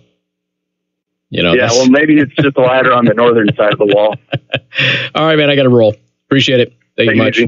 574-2595-95.3. That's 2595-953. But like I said, the LA Times reported that it was Dreamers. Now, remember, Dreamers are in the country illegally. They were allowed to stay under the previous administration. Dreamers voting in California's elections, because they can.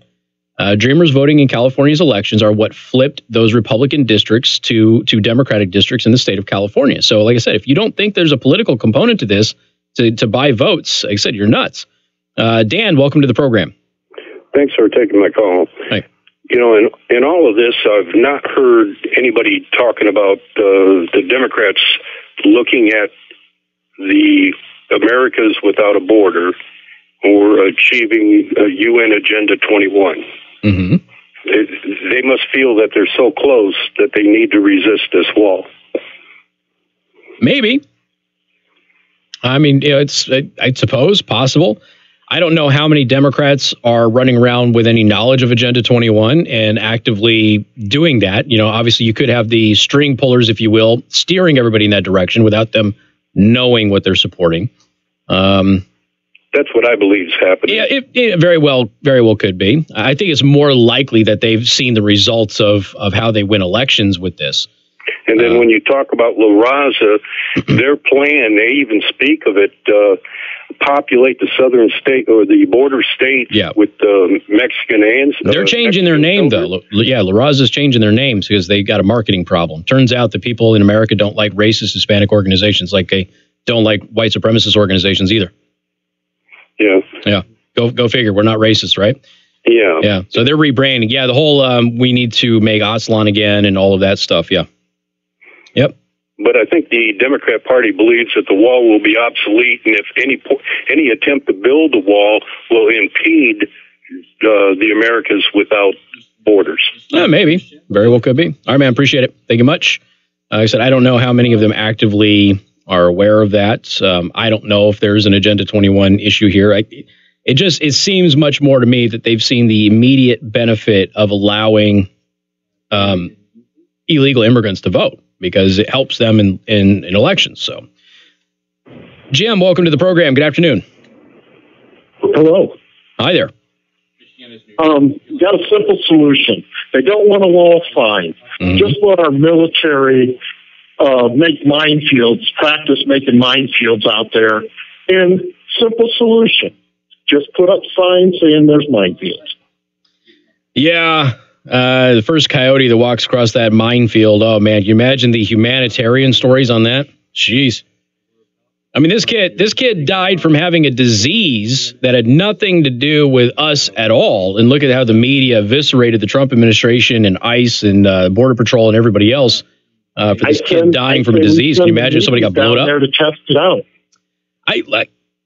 It doesn't matter what signs you put up there. I advocated pepper balls a long time ago. Just have the have the walls just shoot them with pepper balls and then they'll turn around. But apparently I'm inhumane.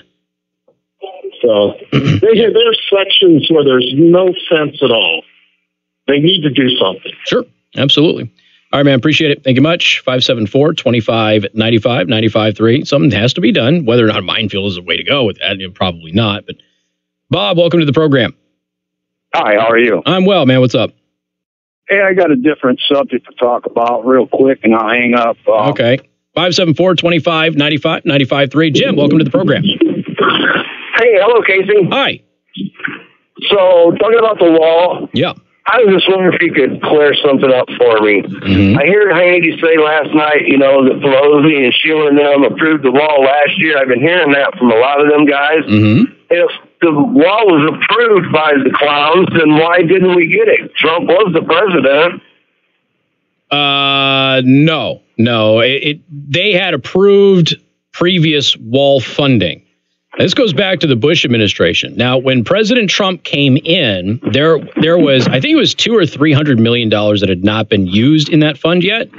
And so he was able to use that through rescission. He was able to use that and actually improve some of the border wall that we already have. Now, they have proposed, I think, a fraction of the cost for border security, which wouldn't do anything. So the president's position is, you're not going to offer us a couple $100 million for border wall because it doesn't pay for anything. We need to actually get chunks of this thing done, and we're not going to fund all of it right now. We'll do a $5 billion section of it.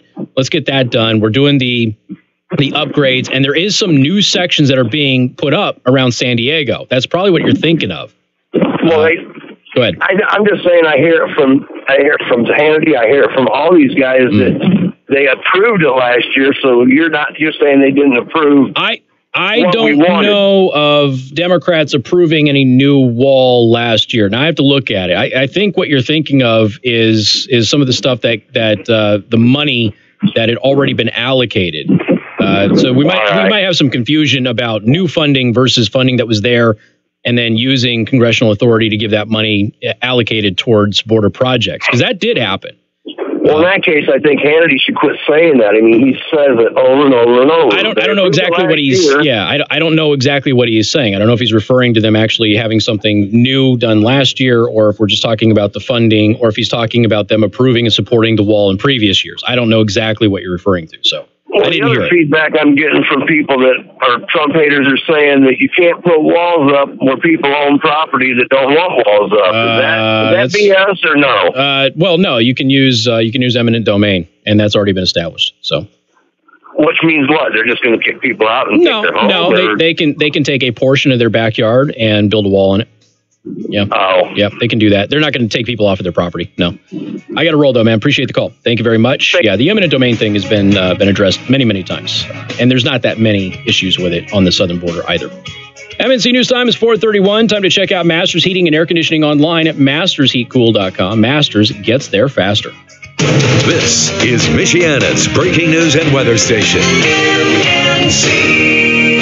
Michiana's News Channel on 95.3 FM, the 95.3 MNC skill on Alexa, and 95.3MNC.com. I'm John Zimney in the MNC News Center. Among our top stories this afternoon, breweries, wineries, and distilleries in Indiana and Michigan experiencing delays in taking up permits because some permits are not being issued because of the partial government shutdown. The Alcohol and Tobacco Tax and Trade Bureau issues permits that allow businesses to open, craft a new beer or wine, or create labeling for a product. And that agency is currently closed. Some businesses have delayed opening while they wait for permits from the agency. Other business owners have delayed launching new recipes. And once the Bureau reopens, there will likely be a backlog of applications to be processed, which has business owners worried, including Jeff Lemon, who is a partner at Lemon Creek Winery in Berrien Springs. He says they've been pretty maxed out with their staff, and this is obviously going to put them more behind. That's 95.3 MNC's Brooklyn Beatty reporting. And the Indiana Office of Community and Rural Affairs says it's accepting letters of intent from the Stellar Communities program from interested communities. The Stellar Communities program is a multi-year, multi-million-dollar investment initiative that works with communities in developing regional development plans, promoting local and regional partnerships, and increasing economic development. The letter of intent submission process is completed through an online grant management system. Letters of intent are due by April 5th. That's 95.3 MNC's Carly Luca reporting. Fox News, I'm Steve Rappaport. President Trump meeting with Democrats at the White House as the government shutdown drags on. The sit-down was over right after it started, according to Senate Minority Leader Chuck Schumer. He asked Speaker Pelosi, will you agree to my wall? She said no. And he just got up and said, then we have nothing to discuss, and he just walked out. Vice President Mike Pence was also there, and he says Democrats had no intention of working to reach a compromise. The Democratic leaders are unwilling to even negotiate to resolve the partial government shutdown or address the crisis at our southern border. The president tweeting the meeting was a waste of time. Sorry, he didn't. That's not what he said when he was on Wall Street. He gave me something else. Closing up 92 points. The Nasdaq. So is that the guy that I hung up on? No. Oh, that is not the guy you hung up on. Okay, then what was that all about just now? Something. I Weather sponsored by the Prime Table Restaurant in Niles, where there's a favorite. Okay, I got you. Casey, go do a bunch of work for us and find out some stuff that we think might be happening because we're on a message board. Something like that. I hung up on one guy and he's like, I'm going to talk about something else right now and then I'll hang up. No, click. You'll hang up now. Thank you. That's not what he said when he I figured as much. He was like, again, it's not my fault. I swear. No, Rhonda, Trump can absolutely get this done by declaring a national emergency. He stopped short of that last night because he was hoping to draw the Democrats into negotiations. Legally, he absolutely has the authority to do it, 100%. He's trying to prevent that by actually working with the Democrats. And like I said, he's doing everything within his power to give them an opportunity to work with him.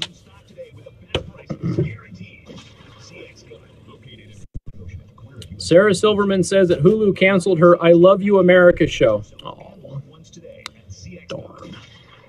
We finally made it to the end of the year. Pretty crazy, right? As we look to the future and make our New Year's resolutions, one thing we can always improve on is saving money. We know that you don't want to give up doing fun stuff, dining out, or trying out new places. So we have a solution. MyDealsMichiana.com. MyDealsMichiana.com offers huge discounts on local restaurants, entertainment, and events. So you can put more money away while still enjoying life. Have a happy new year from all of us at MyDealsMichiana.com. Why would you ever tell anybody you won the lottery before you get the money? Why would you ever do that? What is wrong with people? Guy in California nearly lost a $10 million lottery ticket after telling his roommates about it. You don't tell anybody that you won the lottery, man. Never. You don't even tell your spouse, dude. Step one is you sign it. Yeah. And then you go. Yeah. Once everything is legally yours, at that point, then you can start telling people. But you still shouldn't, because then they're going to harass the hell out of you for money. You sign it, and then you don't tell anybody. Hell no. Just go cash. Don't even tell your spouse, dude. You win, just go, get it all taken care of, and then surprise them with a new house and a new car. Don't tell them jack. Somebody going to ruin it. Senator Braun on national news again. There he goes. Yep, Braun's back on Fox. Damn, dude, that's like the fourth time this week. It's only, what, Wednesday? Even in my own home, I had my own designated space to smoke. I think about it, it really was like I was punishing in between 6 and 7:30 said, why wouldn't you just try the Juul? And so I went out and I how he gets the funds and stuff like that with a national emergency, I don't know exactly where those funds come from or how he gets them, but he can declare a national emergency and get the wall built without the Democrats. I don't know exactly how the funding mechanisms kick in. For the record, this Tracy's a guy. Yeah. I think I know who he is. Okay. Make sure you know. Word. How about Seth Meyers, man? President's talking about families of people who got murdered by illegal aliens last night, and Seth Meyers cracks an SVU joke on Twitter. Something that really works. Men. You need to try Noxatrol. Let's make fun of dead people. Enhancement formula that will unlock your performance in the bedroom to a level you can only dream of. Try to imagine Viagra Trump on steroids. derangement Noxatrol syndrome. is so powerful. That's why it took years for it to finally become available to the public without a prescription. TDS, so man. call now and take advantage of our special Noxatrol free bottle offer today. Oh yeah. It should be a new cable network. Noxatrol dose as directed. Think of your partner. If I were just a super rich billionaire dude and I was bored, I would start the TDS network, and it would be all of the best freakouts about President Trump on loop every day. No commentators, nothing. Just streaming like YouTube reaction videos and things like that of everybody just freaking out about Trump every single day. Be the highest rated channel probably within 6 months. Casey Hendrickson.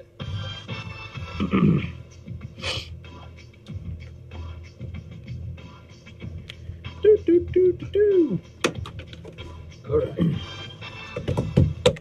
And good afternoon. Thank you for tuning in. News Talk 95.3, Michiana's news channel. I am your host, Casey Hendrickson. Phone number 574-2595-95-3. That's 2595-953. So you might say that what we're discussing today could potentially come up Friday, for the first Pass the Mic of 2019. See, we got new Congress. We got the 2 new gun bills we talked about earlier today. Democrats refusing to open the government back up, even though they've been offered the opportunity several times. They're actually offered the opportunity to not close it down before it closed down. They refused, all because they don't want a wall. Okay. Well, we got a lot to talk about, right? Plus, we enjoy really good Mexican food. And since finding authentic Mexican food in Michiana is very tough, Monterey Mexican Bar and Grill is there. So this Friday at noon, have lunch with me. Come out there, bring a friend, bring a spouse, whatever, hang out. And we are in the bar area, so kids are not allowed to come. I'm sorry. But this will be noon on this Friday here, okay, at Monterey Mexican Bar and Grill in Mishawaka. And again, we have a specially priced menu with some of my favorite dishes over there at Monterey Mexican Bar and Grill. I have been told I will have access to the TV this time, so I'll probably be able to play some pretty cool videos for you guys and montages. And I will have a special guest. So once again, this Friday at noon, the first Pass the Mic of 2019, brought to you by Monterey Mexican Bar and Grill and, of course, 95.3 MNC. All right, to the phone lines we go. Tracy, welcome to the program. Good afternoon. Yeah, how you doing? I'm doing well. What's up? All right. Yeah, I just wanted to mention about this wall. Everybody's been talking about these obvious points and the crime and everything, but I saw a documentary a couple of years ago, and they were explaining our immigration system and how they allow so many green cards a year and how many people to actually take their citizens test and all that and become citizens. And they had mentioned that by the year 2100, without no immigration, our population would estimate to grow to about 500 million people. Mm-hmm. That with the amount of illegals that have came in the last 30 years, it's probably going to be over 1 billion. Now, by what year? By 2100. Which is, so about 100 years. Century. Okay. Seems a little steep, but okay. Well, I mean, and so you look at what we got now. We can't even solve all the problems we got with our population, with homelessness and everything. And what's it going to look like for our kids and our grandkids? I mean, our schools have problems. We don't have enough housing. I mean, you just look at it, and can you imagine our population being doubled? Well, of course, Tracy, what they're going to say is we'll have more housing by that time because illegal aliens build your houses. So we're going to get more illegal aliens. We'll have more houses. We'll be fine. Yeah. That's what they're going to say. Look, here's the broader issue. Okay, we're a sovereign country. Every sovereign country has a right to dictate who comes into their country. Right? There have been periods of time where we have let anybody come in, and there have been periods of time where we did not let anybody come in. And then most of our nation's history has been, all right, if you want to come in, cool, here's some rules. We'll do background checks on you. We'll make sure that you're, of good standing where you come from. And then, hey, welcome to the United States. And in many cases, we give them free money to open businesses and things like that. So that way they assimilate better. The problem is with illegal immigration is we have no idea who these people are. Exactly. No clue. And if somebody comes here legally and then commits a crime, they came in and they weren't who we thought they were. But if somebody comes in illegally and commits a crime, that never should have happened. Whatever that crime is, whether that's this police officer who is a legal immigrant, by the way, this police officer who got murdered, and the entire illegal alien network that tried to hide him and smuggle him out of the country. Everybody's ignoring all of those people. Several other people got arrested for trying to smuggle the murderer out of the country. Okay? Yeah. If you really cared about being an American and being here and having a better life for yourself, if you were an illegal alien and you really wanted to be a part of this country and just didn't want to wait, the first thing you do is turn in a guy who just murdered a police officer. Okay. You don't help him escape. Well, and the other thing is, too, is the first illegal act is you come in, illegally, but then to stay hidden and dodge, all the system and everything, they got to continue to break crime after Tucker crime. Carlson actually nailed, I don't know who the Democratic politician was. We actually nailed him yesterday. He said, can we at least agree that if you are sitting there in the United States and using falsified documents, and you're lying about who you are, and everything, we should at least charge those people with that crime too. And he finally got the guy to admit it. This is billions of dollars that should go to American taxpayers are defrauded away from them because people have stolen their identity and they're claiming dependents that don't even live in the United States. They live across the border. And that money goes to these illegal aliens who are here illegally, and they get it. The IRS knows who they are too, and the IRS doesn't stop payment. That's the problem. We've talked about those reports over the past several years. Well, the other point that I was going to make is there's only a certain number of jobs out there. So in 2008, when the economy took a crash, I watched all my neighbors and friends lose their houses, their cars, everything, because they couldn't get a job. And I know factories around here in Plymouth that filled up with illegals, and they know it. Absolutely. And people would call ICE and stuff, and it didn't do a bit of good. Their wages in those factories have dropped. They get no breaks, no benefits. There's OSHA violations. All that aside, we're out here starving to death, and we can't get a job because they're occupying it. Right. That is the case many times. Hey, Tracy, I'm up against hard break, man. I got to roll, but I appreciate it. Then, all right, buddy. Thank you. But, here's the thing. When before we had all this, you go back to the Bush administration, when you looked at the estimated number of illegal immigrants who are in the United States and the unemployment number, they were exactly the same. And now, again, obviously there's overlap there, but that is a really interesting statistic. When the U.S. is running full employment, and you look at the unemployment rate and the number of people who are unemployed in the U.S. versus the number of illegal immigrants, percentage of the population, those numbers line up a lot. Now, obviously, a lot of those Americans are not working because they don't want to work. They're scamming the system and that sort of thing. But, those who do want to work may find it more difficult to find work as a result of that. But it's obviously not as broad a problem as some people paint it sometimes. But sometimes it really is. All right, we got a lot more coming up. A couple more phone calls on this, then we'll move on. Get more coming up on News Talk 95.3, Michiana's news channel. KC Hendrickson, News Talk 95.3. Be unemployed. What? It's like the Casey. To be unemployed, you have to be actively looking for a job. Correct. So you have to put these game systems. Oh yeah, that's right. That's a thing that happens, Joe. Yes. I almost made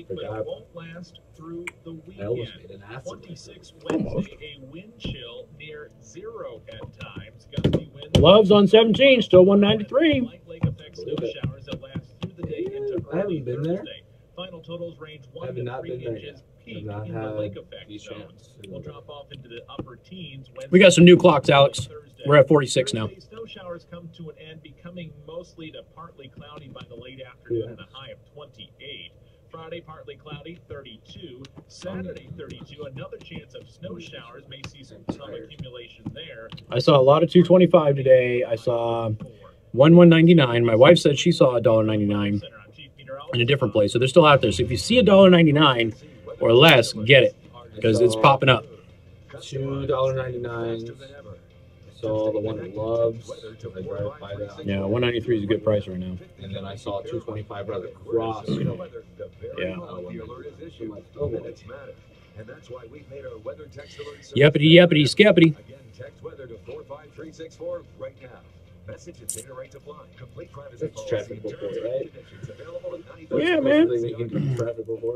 Dude, I got nothing. I got no accidents. Nothing. Like the main roads are fine. They're wet, but they are not slippery. Long shot, but can Trump call a special nationwide vote to let the people of the country decide whether there should be a wall? No. No, he cannot. We're not That's not how it works. Yep, national referendums have a process, and they're extraordinarily rare. What about El Chapo's $14 billion? Kind of goes along with the question we got earlier this week about using asset forfeiture. Like I said, I don't know how that fund, how that money is allocated, or if the president has authority to allocate it. I like the idea. Don't get me wrong, but I don't know if he has the authority to do it.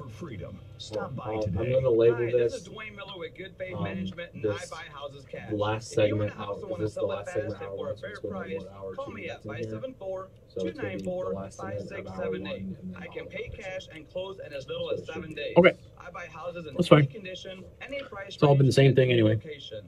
I am not a realtor or associate. Had one call talking about the president's speech last night, and nobody else called. And then the president walked out of the meeting with Pelosi and Schumer today, and then everybody called about the thing last night. I walked out of a meeting with him today. It was great. The president had a meeting with Schumer and Pelosi, and he said, if I open the government up today, in 30 days, we give me a wall. He's like, what can you do for me in 30 days? Pelosi says, nothing. We're not going to give you a wall. He goes, okay, later. He walked out. And then he tweeted it out. He said, it's a total waste of time. I offered to open the government. They said no. He wasn't even going to wait for the wall first. He was going to open it today and give them 30 days to do it. And they said no. He's like, all right. And Schumer's out in front of the cameras like, Pelosi said she didn't agree with him on the wall, and he just left. He looks shell-shocked. He's like, we've never dealt with this before. I don't understand. They probably were sitting there thinking that they had him. They were probably thinking that they had him. He's finally going to cave. All right, I'll open the government. Yes, we got him. In 30 days, can you give me a wall? No. Later.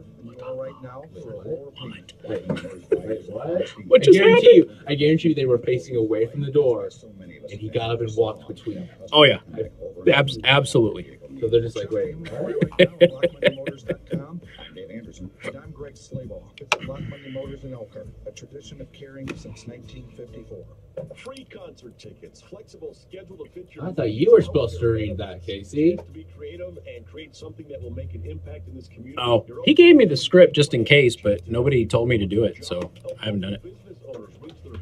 I don't read scripts unless people tell me I have to or I get paid. Michiana's News Channel. Would you like to talk to Casey? These are just some of the advantages working at 95.3 MNC. Want to learn more? Go to workwithmnc.com or email your resume to greatjobs@federatedmedia.com. You won't regret it.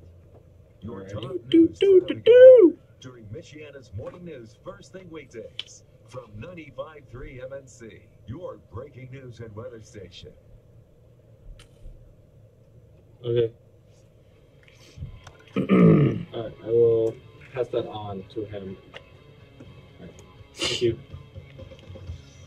West of US 19, there's a bunch of cop cars going through.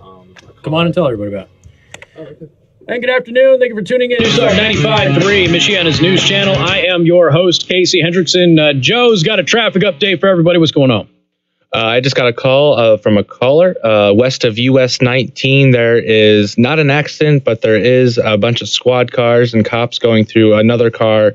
And so traffic's kind of backed up, just trying to get around that. So everyone try to avoid that and make sure you guys get home safe. Got some police activity. Appreciate that. Traffic is driven by R&B Car Company. Locations in South Bend and Warsaw. R&B Car Company are your used car experts. All right. By the way, the 5 o'clock hour, we'll totally move on from this border stuff. We'll talk about some other stuff. And I had moved on. That's just it. I did the president's speech. The first thing we talked about today. We had one caller, I think, went on to the gun issue, and then the president walked out of the meeting with Schumer and Pelosi today. And then you all decided to call. So that's what we've been doing for the past big chunk of the program. But we'll change things up in the 5 o'clock hour. I got a bunch of other stuff to talk about too. Tom, welcome to the program. Good afternoon.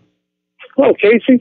What's up? I'm 110% for the wall. A country needs to do whatever it needs to do to get that wall. A couple things we've addressed before. All the swamp snakes, they have these mansions that are bordered by walls, armed security, and most of them are anti-gunners. Secondly, it takes 4 walls to make a home. Third, what are the pearly gates attached to? I don't know. Is there a wall? Yeah. Wait a minute. Jesus would never put a wall around heaven, Tom. That's just unethical. Well, you know what? You know that God has an immigration policy too. So every time I hear some dingus out there like Kasich talk about it's immoral not to let everybody into the United States, and it's against Jesus and against God. I'm just, well, heaven's got a pretty strict immigration policy. Yeah, the other way don't have any, though. Yeah, the other way really doesn't have one. You're right. Yeah, I think pretty much anybody can go there. Things aren't so good. They don't even have air conditioning down there, for crying out loud. We need to do whatever it takes to get that wall. In the long run, it'll be to this country's benefit, and Trump is our savior. Yep. God bless him. I hear you. All right, man. Appreciate it. Thank you much. Take care. All right, we have Jackie. Welcome to the program. Good afternoon. I have a question. I heard Brian Kilmeade this morning. Someone called in and said, why don't they take these, the people that are trying to come in illegally, why don't we take them off Gitmo? And he said, absolutely no. And I thought, no, wait a minute. I thought that was quite a big place, and there's not very many there anymore. Why wouldn't that be an alternative to us having to buy beds, build shelter, and everything else? Plus, if those people hear that that's where they're going to go. I see what you're saying. So rather than have the expense of building facilities at the border, take them over to Gitmo, where facilities are already built. Yeah, and I mean, okay. There's got to be a way of keeping. I mean, there aren't very many there now, and we're still taking care of the area. So why? I mean, maybe if they heard that's where they were going, they may think twice. I don't know how big Gitmo is. I don't know how many people Gitmo holds. The cost of transportation might be an issue. I don't know. Well, you know what? Round them up while they're right there. I mean, I'm for everybody having equal opportunity, but I'm tired of my tax dollars, $70,000 a year per person. Per person. I'm paying to take care of them. No, thank you. Yeah. I mean, nobody paid for me or my parents, or nobody paid for my children. I don't understand it. Yeah, it's an interesting thought, though. All right, Jackie, appreciate it. Thank you much. And I'm sure that Brian Kilmeade said no automatically because he was probably thinking, I didn't hear that call. I was probably thinking that the caller was saying, oh, let's just take him to Gitmo and lock him up in jail cells. I think the point is, we already have a facility that could house them while they're going through the process of applying for access to the United States. And so why build new facilities if you already have one we're not really using for terrorists all that much anymore? Maybe we could just use that. But, you know, transporting them over to Cuba, that sort of thing, that could be a whole logistical nightmare, and it might cost an awful lot too. So I don't know. It's an interesting thought, trying to save money. There's nothing wrong with spitballing. I don't think it was as nefarious as Brian Kilmeade probably assumed it was right off the get-go. Some of the text messages that I have here. Casey, let's bust them all up to Canada. Remember, Canada doesn't want our immigrants anymore. They have shut down their border, in particular to Nigerians. Justin Trudeau has asked the United States to give extra scrutiny to Nigerians coming into the U.S. because Nigerians come into the U.S. via New York and then go right to Canada. And Justin Trudeau is tired of Nigerians coming into Canada illegally, and has asked us to help run enforcement there while saying that we're immoral for trying to enforce our own borders. So, because Justin Trudeau is a dink. But anyway, let's see. What about the people who hire illegal aliens? We should go after them too. Yeah, I know. Everybody's been saying that for how many years now? Everybody agrees with that. It's just that nobody actually does it. But you're 100% right. Let's see. Long shot. Can Trump call a special nationwide vote? Let the people of the country decide whether there should be a wall? Nope. No, he cannot. Not within his power. What about El Chapo's $14 billion? This kind of came up earlier in the week where somebody was talking about using asset forfeiture funds to go ahead and fund the wall. I don't know what the president's authority is in distributing those funds. That is a great question because there is plenty of money in federal asset forfeiture to be able to fund the wall. Not just that section that he's talking about right now with the $5.7 billion, but the full thing. And that is money that the taxpayers are not spending. But at the end of the day, the Democrats would still oppose that because it's really not about the cost. It is simply about opposing the wall. So there you go. Let's see. Casey, if they're not going to build a wall at the border, I want them to build a wall around my house, my neighbor's house, my brother's house. I mean, that would be nice. But here's the other thing. If you were to build a wall around your house and around your neighbor's house and everything else without getting the right permits, they would force you to tear the wall down. So you couldn't even do it. You couldn't even do it on your own.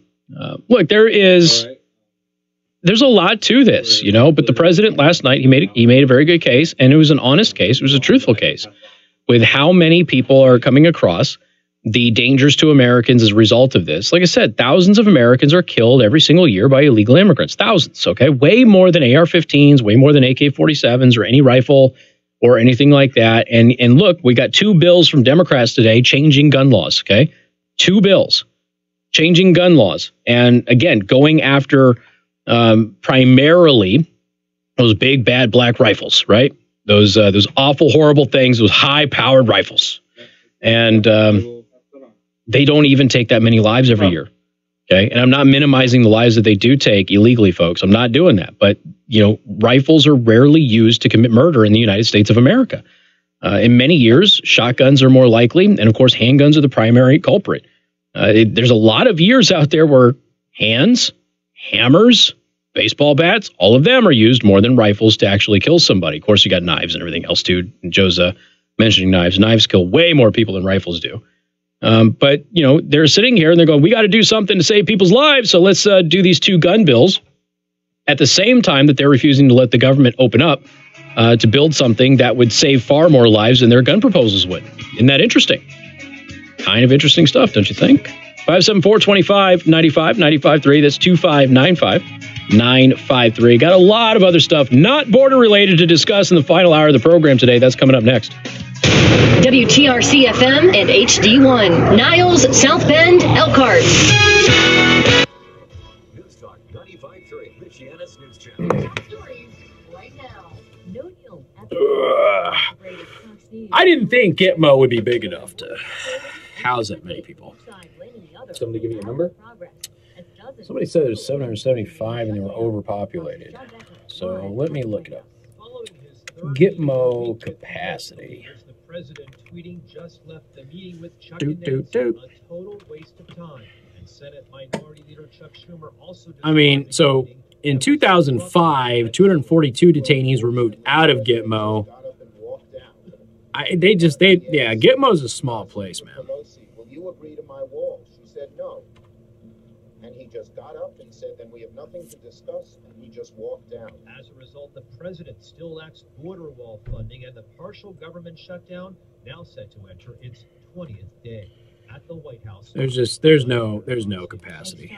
Republicans at the meeting, including Vice President Mike Pence, say Democrats refused to Also, it negotiate does on sound border like a security logistical funding, nightmare. even if the president. Well, that's just just getting everybody over there. So a Supermax prison has like 437. On average. Yeah, and are going to continue to stand firm until we get the resources and the reforms necessary to end the humanitarian crisis. so Gitmo's got a little bit more capacity than a Supermax, but Meantime, the House taking over when we're talking about thousands and tens of thousands, Gitmo's not that big. Remodel Alcatraz, again, it's not. It's the capacity, man.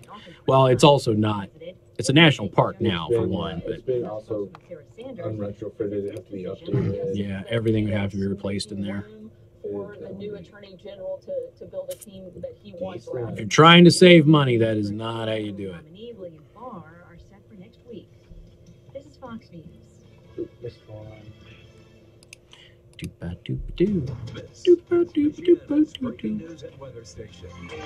The Ninth Circuit, by the way, upheld that illegal aliens cannot own guns. I got lost in all of this. That happened this week. I'm John Sidney, the MNC News Center. Among our top stories this afternoon, firefighters say dozens of people are still without homes. Oh, because like a bunch of time got cut out. Apartments happened last night. They were calling the Right. around 10 o'clock. There were no reports of injuries, but the fire was large enough that the Why is entire there building had to not- be evacuated. The Red Cross has been offering support and helping to arrange a shelter for those who were displaced. Meantime, Oh yeah, firefighters Joe. found an Use a industrial dome. fire in New Carlisle last night. That was reported in Scrapple Services. Has anybody used that Rocksmith game for PlayStation to learn to play guitar? Has anybody used that? Thinking about getting something for my daughter. I hear good things, and then I just saw a video of like a 6-year-old and an 11-year-old playing Raining Blood, and I was very impressed. And they said that they learned it on Rocksmith. Yeah, she's got a ukulele, but Uke's a good place to start. But that's what I figured. because one, the strings aren't going to mess you up as much. I think she's going to be a drummer. Drummer's a good place. Drummers are necessary. All little kids like drums, right? So she gravitates, but she actually has rhythm on the drums. She's not just banging on them. So I take her over to the Guitar Center and she plays. My wife actually, she's like, I got to take you in because she actually plays. Like, okay. And just, she's got a beat, she's got rhythm, she's not just slamming on it. I'm like, okay, well, she might have some natural tendencies here. She loves it. When is her school district's Well, she does like choir, and I think they have recorder and stuff like that. I'm not really sure exactly what organized programs they have. Yeah, I don't know. Do they have an orchestra or MNC breaking news text alerts? Complete details on how to get them at 953mnc.com. Your breaking news and weather station. I am blurry. Yep. What are you gonna do about it?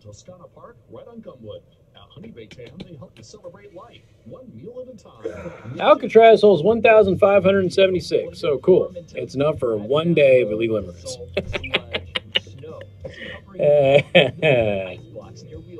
Don't make winter any worse than it is. Make regular visits to one of the finest exterior auto washes in Parkwood Auto Spa. Located in South Bend, just east of Ironwood on Ireland Road. A couple people got out. Off Edison Road. Allegedly. Well, okay, so was it a year or two ago that one of the guys who allegedly escaped sent a letter to the FBI in his deathbed? Letting them, I mean, that was the story. I don't know how authentic it is, but that was the... I did not hear anything about that. For more details. And don't forget to download their new app. New and exciting things coming throughout the year. I just know that, yeah, sure, it's pretty possible that they could have did it, but there's also just likely packages starting at just $15.95. It was supposedly on his deathbed. He was letting the FBI know that he did get out, and that sort of, that admitting it basically on his deathbed. No, I didn't mention Netanyahu's tweet about it. I didn't see it either. But he does frequently comment about the wall on a regular basis. So right away, whether you're learning Spanish, French, or German, and best of all, you'll remember what you've learned. It almost looks like they're arguing. I was bad at languages. That's why they set it up that way. I can tell you, I was just taught the wrong way. I'm Juan Williams. I'm paid to be a liberal. You can be speaking confidently in your new language within weeks. Huh? Aren't you technically paid to be a No, I am a conservative and I get paid, but Juan Williams has to oppose.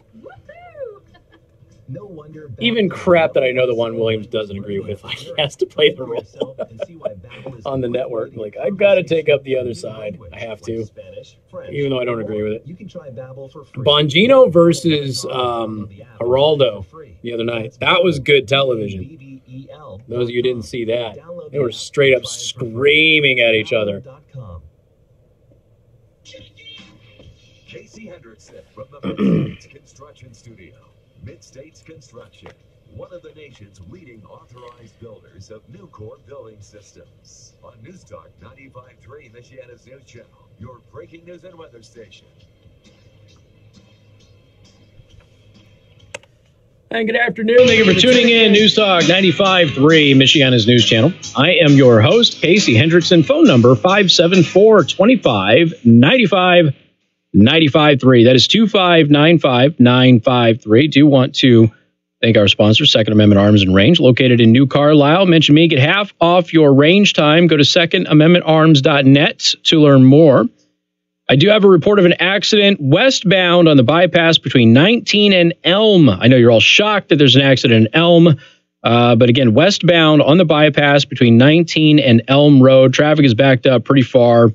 So again, plan your trips accordingly. In this weather, it's always best to avoid the bypass if you can. All right.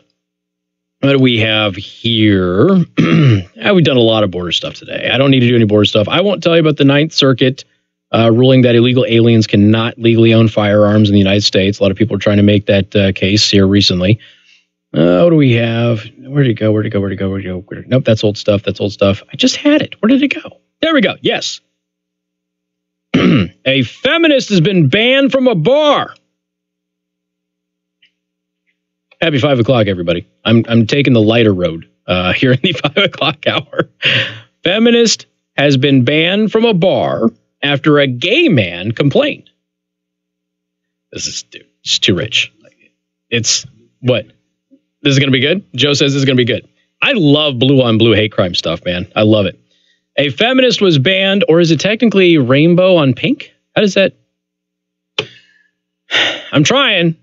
I don't want to offend anybody by getting this wrong. Okay. Amanda Prestigiacomo over at the Daily Wire. Feminist was banned from a bar that she regularly frequented for 3 years because she wore an allegedly transphobic T-shirt. So we've got a feminist, a gay person, and now transgenderism is all involved. This is going to be good stuff, right? So the T-shirt, the offensive T-shirt on this, merely had the definition of the word woman, which is adult human female. All right, now, in the interest of fairness, let's go to dictionary.com. I just want to look up the definition of woman, okay, because it's probably changed over the past couple of years. Just want to make sure that I get the definition correct. Woman, the female human being as distinguished from a girl or a man. Definition 2, an adult female person. Okay.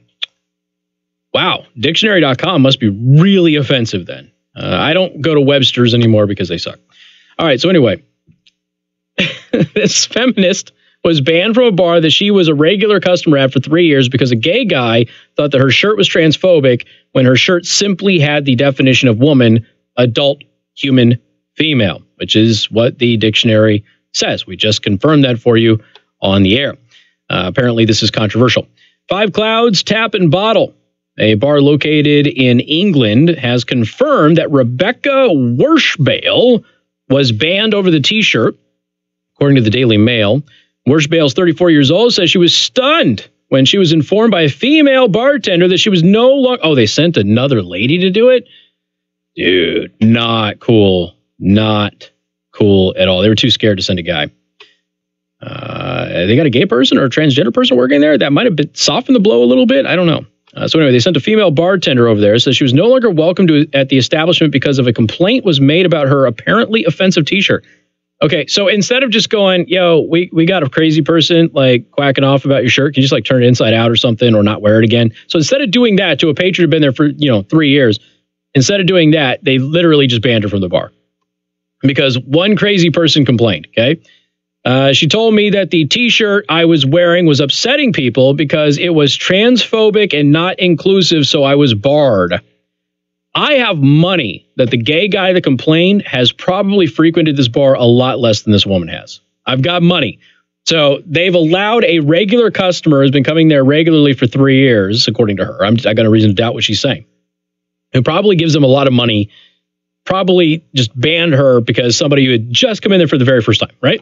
I'm assuming this is not the first time she's worn this shirt, but I don't know. What she meant was that I was somehow offending men. Oh, no, she made this about the patriarchy. Are gay men a part of the patriarchy? Are they allowed to be a part of the patriarchy? I don't know how these rules work, okay? I got no clue. I'm trying to figure this out with all of you. I don't know if gay men are a part of the patriarchy. I have no clue. She seems to think that they are, okay? What she meant was that somehow I offended men who say that they are women because my T-shirt did not include them in the definition of woman, which the dictionary doesn't either. Nowhere in the dictionary does it mention that you can identify as a woman. There aren't even any transgender staff or patrons at the pub. Quote, it's crackers, which is also offensive. Okay, she can't say that. Oh, wait, she's across the pond, so I guess she can't say that, so that's okay. It's okay in England.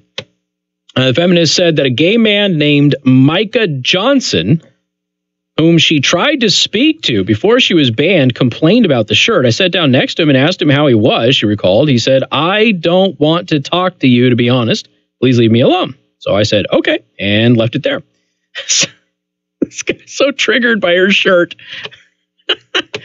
Oh, he's gay. He shouldn't be looking at her shirt anyway. Let's see. Half hour after the brief interaction, Wershbale was told, my eyes are up here. For those of you that went over your head, my eyes are up here. Yep. Wershbale was told by an employee named Heather that she was barred from the establishment. Heather said that I had been upsetting people, and Micah was crying. Oh, my God. He's definitely not a part of the patriarchy, folks. If you're going to cry over that, you're not a part of the patriarchy. He's not even transgender. Why is he wailing about this? I just feel so sorry for all of the people. Oh, she's cute, too. Not bad. She told me that the way I talk about radical feminism was a problem and said the T-shirt you're wearing is upsetting and not inclusive. Of course, any feminist shirt would not be inclusive. That's kind of the definition of feminism. I replied that it simply said the dictionary definition of being a woman. How can it be offensive, she asked, because dictionaries don't have meaning anymore. President Obama said that, remember? Remember when he was giving his interview with George Snuffleupagus? He said, if you're looking at the dictionary definition of words, you're grasping at straws, which means dictionary definitions no longer matter, which is why we have all of this newfangled language that nobody understands. Heather mumbled a bit about it being transphobic and that I had been transphobic previously. Oh, she's got a history of hating the trans people. She then said that I was barred and that she had been nominated by the other bar staff to come tell me that. Great. Worshbale said that she asked the female employee if she thought that it was troubling that I was being removed from my own local bar because I was wearing a feminist T-shirt that had upset a gay man. But Heather just repeated I wasn't being inclusive, she recalled. Wow.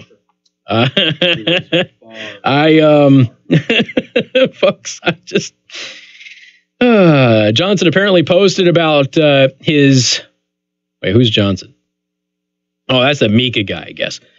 Apparently posted about his disconnect over the incident on social media, branding Worshbale a TERF, trans exclusionary radical feminist. Ladies and gentlemen, the trans community has a derogatory acronym for feminists.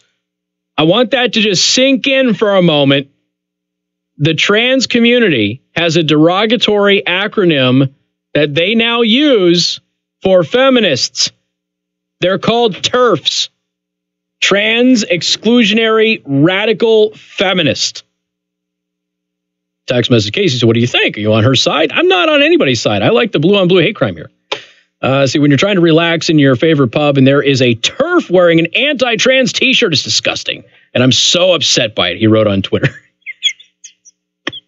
It's the best reporting the Daily Mail has done in years. Oh, my gosh. It was picked up by the Sun, too, the UK Sun. All right, ladies and gentlemen, we got more coming up. News Talk 95.3, Michiana's news channel. TERP. PC Hendrickson, News Talk 95.3, Michiana's news channel. TERF sounds sexist. It sounds really offensive. Surf and turf. Sounds sexist, folks. Just saying. Oh, I guess I got to get my YouTube thingy all redone. Hold on. No way. I'm not using that. Close the program. Trying to close the program. You should try to close the program. Oh my God! Now it's sending a report to Microsoft. Oh wow! Good for you. Good for you. I'm sure that Microsoft will get right on that and help you out, buddy. Yeah, I'm sure they will love knowing that we're running Windows XP on our computers. And be like, well, actually, no, not this one. This one's running 10. Excuse me. Yeah, I think we got 10. These are. This is running 10. These are not. Are still on XP? Yeah, because if we turn off this computer, the station goes dead. Oh, okay. So we can't turn off this computer. Fun times, man. Fun times. So we're not allowed to turn off this computer. You know it. Kills the station. Some good squish right there. No, it's just spin on. Let's not. Yeah, whatever came before 7. It's not running 7. So, I think that's XP. The government shutdown stops FDA food safety inspections. Well, maybe they'll stop letting poison get to Chipotle then. And y'all can stop getting poisoned to death. Because Chipotle's poison. A lot of the thinking is that, you paint spring. Sorry, Chipotle. I mispronounced it. My apologies. Back in the day, the VOC it's been a long day. On some of the paints were so high, you probably want to have your windows open. Baby, it is cold outside. Zero VOCs. So Should come inside, get warm. Our lead time is a little bit better in the winter. It might be 2-3 weeks. In the wintertime, if you call us up, we're going to probably answer the phone within the 24-hour period and be out to your house and get you an estimate. And if you're ready to paint, then we can get it in there and paint that. Nope, I'm just going to take the gay guy's word for it. And I'm going to use it forever. Just real quick in and out. Every time I have a woman who calls me up and says she doesn't agree with transgender people, I'm going to call her TERF. Every time. Every time.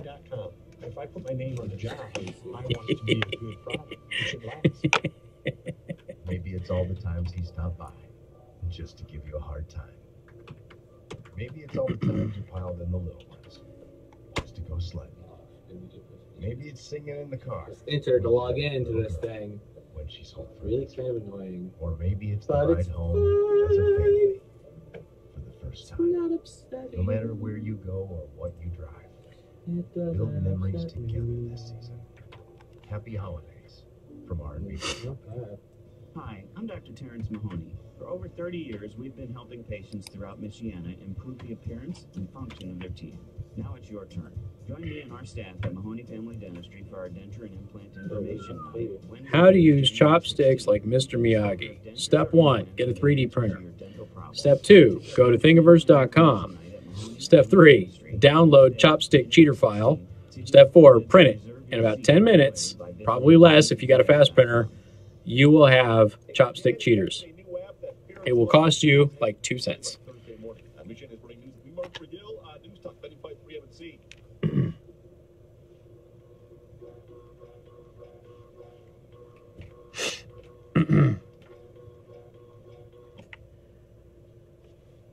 Hey, good afternoon. Thank you for tuning in. News Talk 95.3, Michiana's news channel. I'm your host, Casey Hendrickson. Phone number 574-25-95. You can send me a text message to 45364.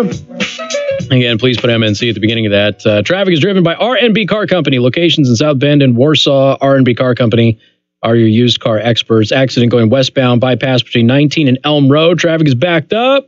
Is no bueno. And somebody said there's a total whiteout at mile marker 88 on the toll road. Didn't know they still sold whiteout, but mile marker 88 on the toll road. There's a whiteout over there. You want to be careful, ladies and gentlemen.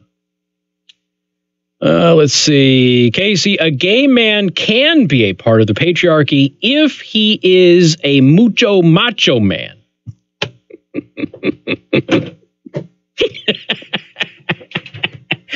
Joe's leaving. Casey, a turf war, LOL. I say turf sounds very sexist to me. It really sounds sexist. You know how many surf and turf references you could have there to insult women? No, this is gay people. You've got to drop that. That turf acronym. That is not okay. That is a very bigoted acronym to describe radical feminist women. Let's see. It is becoming more obvious that the left ignores the definition of everything, and then they respond by saying it is all semantics. Yes, that is true. That seems to be a selling point, unfortunately, of a lot of universities around here. What else do we have here? 574-25-95-95-3. That's 2595-953. I'm not going to take the low road and go with Ben Shapiro's article on how the scientific experts have abandoned science on transgenderism. They've reclassified it now as not being body dysphoria or whatever they used to call it. They've now changed the classification. It's no longer that. So, okay, we're gonna do this because I've been talking about this for several years, and a lot of you thought that I was nuts years ago when I was telling you. But there are racists in this country and liberals who are in favor of segregation. And this has unfortunately been growing in the United States. It has always been a little perplexing because primarily this movement is being led by black liberals, and it is also being led by university professors. So we used to have an idea in this country that, segregation was a bad thing, and then we tear down the walls of segregation. We still celebrate tearing down the walls of segregation. We still decry walls of segregation if we find them anywhere in society. And yet, I have continuously, over the past several years, given you example after example after example of leftist type organizations or professors proposing segregation by race. Now, we obviously saw this with the Black Lives Matter movement on college campuses, but I'm talking about just normal societal types, right? Professors, politicians, that sort of thing, that advocate black people being separated from white people. Now, that was not exactly the brightest spot in our history, was it? But that's what they're advocating now. So when whites advocated separating black people from white people, that was a racist thing. When blacks advocate separating black people from white people, apparently that is enlightening and empowering. Go figure. Eliza Shapiro, she's in the New York Times now. I love myself. The group of mostly black children shouted in unison. This is another thing. This is happening at charter schools and things like that, the elementary school level, in particular New York. I love my hair. I love my skin, and they should. When it was time to settle down, their teacher raised her fist in a Black Power salute. That's not good. The students did the same, and the room hushed. As children filed out of the cramped school auditorium on their way to class, they walked by posters of Colin Kaepernick and Harriet Tubman. Yeah, because Harriet Tubman is on par with Colin Kaepernick.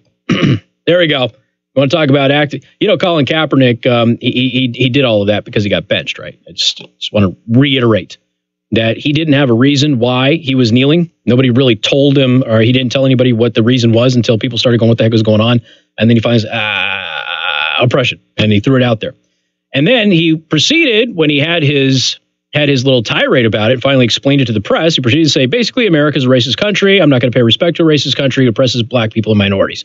And now everybody in the NFL who defends kneeling for the national anthem forgets that he said that and said, this was never about the country or the national anthem or anything else. And that's exactly what he said it was about. So I guess Colin Kaepernick is either lying to everybody or they redefined what was actually happening, because he made it very clear why he was doing what he was doing.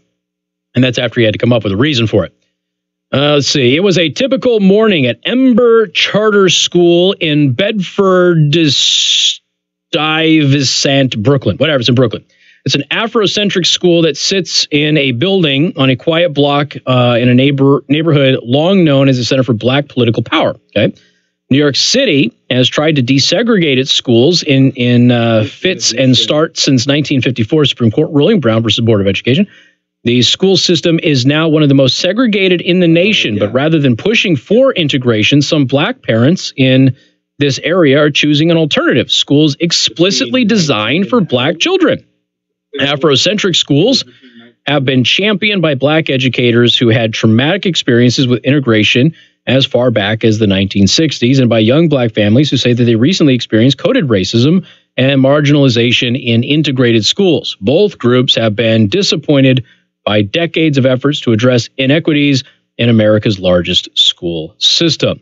Some of us are pro-integration, some of us are anti, and others are ambivalent, said Lori Daniel Favors, a member of Parenting While Black, a newly formed group of Brooklyn parents. Even if integrated education worked perfectly, and our society spent the past 60-plus years trying, I would point out that your society, that society has, but New York has not. If we are at a point where, this is the thing that I don't get. If you've been doing stuff, the bypass is clear. Thank you for the updates. If you have been doing something for decades and nothing has changed, why would you continue to do it? Okay, so let's just reevaluate this. And I know that this is a bit of a throwaway. All right, but if you're in Brooklyn, and let's just say you're a black family, you're in Brooklyn, you have been dissatisfied with the way that the educational system has benefited or not benefited young black families, particularly the children there, and you are looking for a way to make it better, why would you continue to vote for the same people? Why would you continue to vote for the same policies? Why would you continue to reject policies of reform that have not been tried in your school districts before, but have been tried in other places like Florida and have been successful? That is where tribalism comes in. Because even if my tribe is bad, at least it's my tribe and it's not as bad as the other tribe, and whatever the other tribe is going to do, it's got to be bad, right? And it's going to be worse than what it is now. So even as bad as things are now for me, at least my tribe is doing it to me. The other tribe will do it a lot worse. And so you continue to vote for the same stuff over and over again. And this is a case that conservatives need to make to the black community. And they don't. Not in mass anyway. What they should be doing is going to these organizations. They should be spending time in these neighborhoods, and they should be telling them that this is not okay. Your educational system is not okay. If you've got a terrible school, you shouldn't be forced to send your kid to that school. You should be allowed to choose a better school. It's your responsibility to get them there. You've got to get them there. But any dedicated parent will find a way to get their kid to a better school. My mom risked jail getting me to a better school, okay? Back when it was illegal for you to lie about your address and you didn't have school choice and that sort of stuff, she used somebody else's address. She risked jail to get me out of a gang-riddled school, okay? We drove up to that school. It was a school I was going to go to, 6th grade center. It was portables. The school was like 80 years old, and they didn't have a main building except for the office. The office was the only air-conditioned building in Las Vegas. The rest of the classrooms were portable classrooms, and directly across the street, driving up, we watched a gang member do a drug deal. And my mom said, not okay. So she lied. She was able to find a friend, use their address, lied about where I live, sent me to a brand new community that had been established in Hendrickson, Nevada, which is a sister city of Las Vegas. So it's kind of like South Bend, Mishawaka, right? They're connected.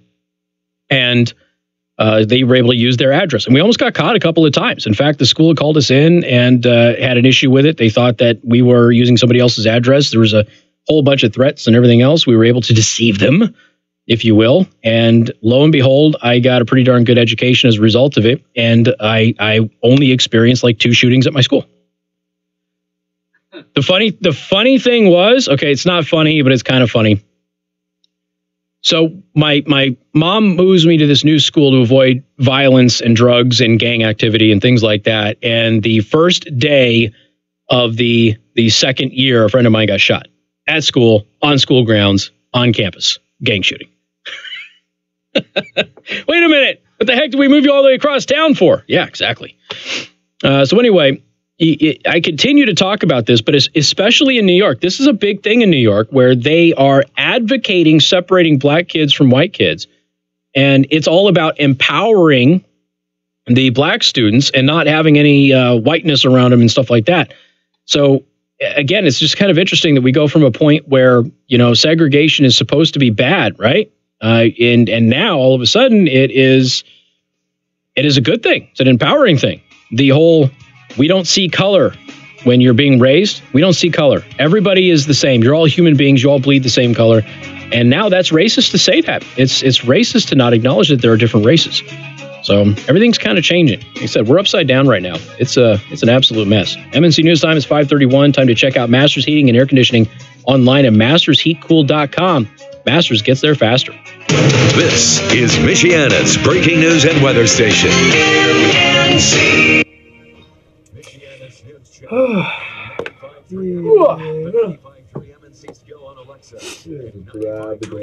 Yup. Oh, yes. I love this camera angle. What, the car? Or the Fox thing? Oh. Why are they, It's live! Oh, they're just driving around to show you the road conditions? Putting everybody's license plate number out on the air. Well, at least they have cameras in their cars to do that now, because when we had the old weather girl who was here, she was great. Forget her name. Who's the cute blonde weather girl that used to be here for ABC? What was her name again? She went to New Jersey. Anyway, she used to have to drive around because they always sent the 98-pound blonde girl out in the snow and blizzard. She used to have to drive around holding a camera like this. So she'd be holding the camera, and then she would be turning the camera and like talking to the camera while she's driving around the snow because they didn't have a camera on the car. It's like, put a damn camera on the car. Jeez. Hey, it's a blizzard outside. Who's going to go outside and stand in the parking lot and freeze to death? Not Tom Coombs. Oh, yeah. Not Tom Coombs. We're going to send the girls. The girls go outside and get cold. Tom Coombs stays inside with a shiny forehead. I love you, Tom. And he stays nice and toasty warm. There he is. Shiny forehead and all. I was just thinking about that the other day, looking at his face, be like, he is shiny. They don't do his... I don't even think they have a makeup person for him, so I think he just kind of comes in and does it. But yeah, he needs some powder on his forehead. He needs some powder. That's all he needs right now. He shines more than everybody. And I don't know if it's just the... He's a tall dude, too, so he's closer to the lights.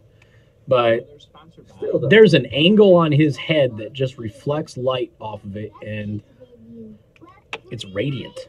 Yeah. He just needs some. Take some setting powder. Casey Logan serves a surf and turf platter. Triggered! Blame the gay community. I didn't do it. Is it SERF, GURF, surf and turf? No. No, like, because that'd be. He wrote it all the right way, but No, yeah. because like surf would be, yeah. Because that's how I thought you were implying it. SERF, surf, as in like royalty. That's no, not royalty. I was thinking of fish. He went high, I went low. It's like patriarchal. Yeah. Surf. Well, I mean, you could do it. Yeah, with it. Yeah, it makes perfect sense. You were very logical. I was insulting. So. At Temper Grill, Chef Sean works with Is this shell shock? Is this shell shock? Yeah, that was him going. He just left. He just got up and walked out. Oh, Pence is involved. Oh yeah, Pence gave a really good speech afterwards. Yep, he came out there and he said, "White House doors are wide open. We tried again. Nothing's happening." Good for him for being involved. I know. Usually, he just kind of sits there and looks at everybody all angrily. Genuinely, the nicest guy I've ever met in politics, though. Unplug and relax from the truly unforgettable dining experience. I had an opportunity to go on his bus tour across Michiana one day, and I couldn't do it. I had other arrangements, but it would have been cool. Sit on the bus with him, get a behind the scenes sort of thing, and document it all. Fourth day in a row, the Dow, Nasdaq, and S&P 500 all up Wednesday. Investors again are hopeful. That's funny, Michael. That's funny. Gas prices are still going down. Yeah, I just like Cranston's Jump in oil prices lately. The average cost for regular Cranston? Oh, God. You know he's being attacked for doing that role, right? It doesn't surprise me. How dare you, able-bodied individual playing a cripple? Well, cripple can't act as well as Cranston. The Mortgage Bankers Association says the number of Americans applying for a home loan. People have done it for years. People have been acting disabled for years. DiCaprio did it when he was a kid. Should have got it. Dude, I know. I know. He was disabled when he did that role. I know disabled people that act like they're not, but they are. Like, Joe, you shouldn't be driving that car. Don't have a leg. What? The DMV don't know. That's right. Oh my God, Alex, Jesus. What? Some pretty dirty jokes flying in the live stream right now. Black, white, brown, or Pakistani, we all come from the same place, the Punani. And then Alex asked where the country, C-section. where the country, yeah. I don't know. Does that count as the entry point? I guess. Where's the country of Punani? Never heard of it. What if I was a tumor baby and had to get removed? Huh? Oh, Joe's a tumor baby. That explains a lot, by the way. I'm not. He's a tubal. You're lucky I like you, Casey. I haven't cracked a tubal joke in forever. Are you kidding me? Had to take my chance. Hey, touch your chin. Touch your chin. Touch your chin. He's still touching his chin on ABC 57. Touch your chin. Oh, we are partnered with them, are we not? We are. Not my choice. WNDU. WNDU has glitches and they'll have timing all the time. Yeah, the way they run their operation is WNDU shoestring. I used to have a weather partnership with them, and he was just not very reliable. We could never get a hold of each other early in the morning, so we all abandoned that. Stopped having him on to talk about the weather. I know Carl likes the weather girl.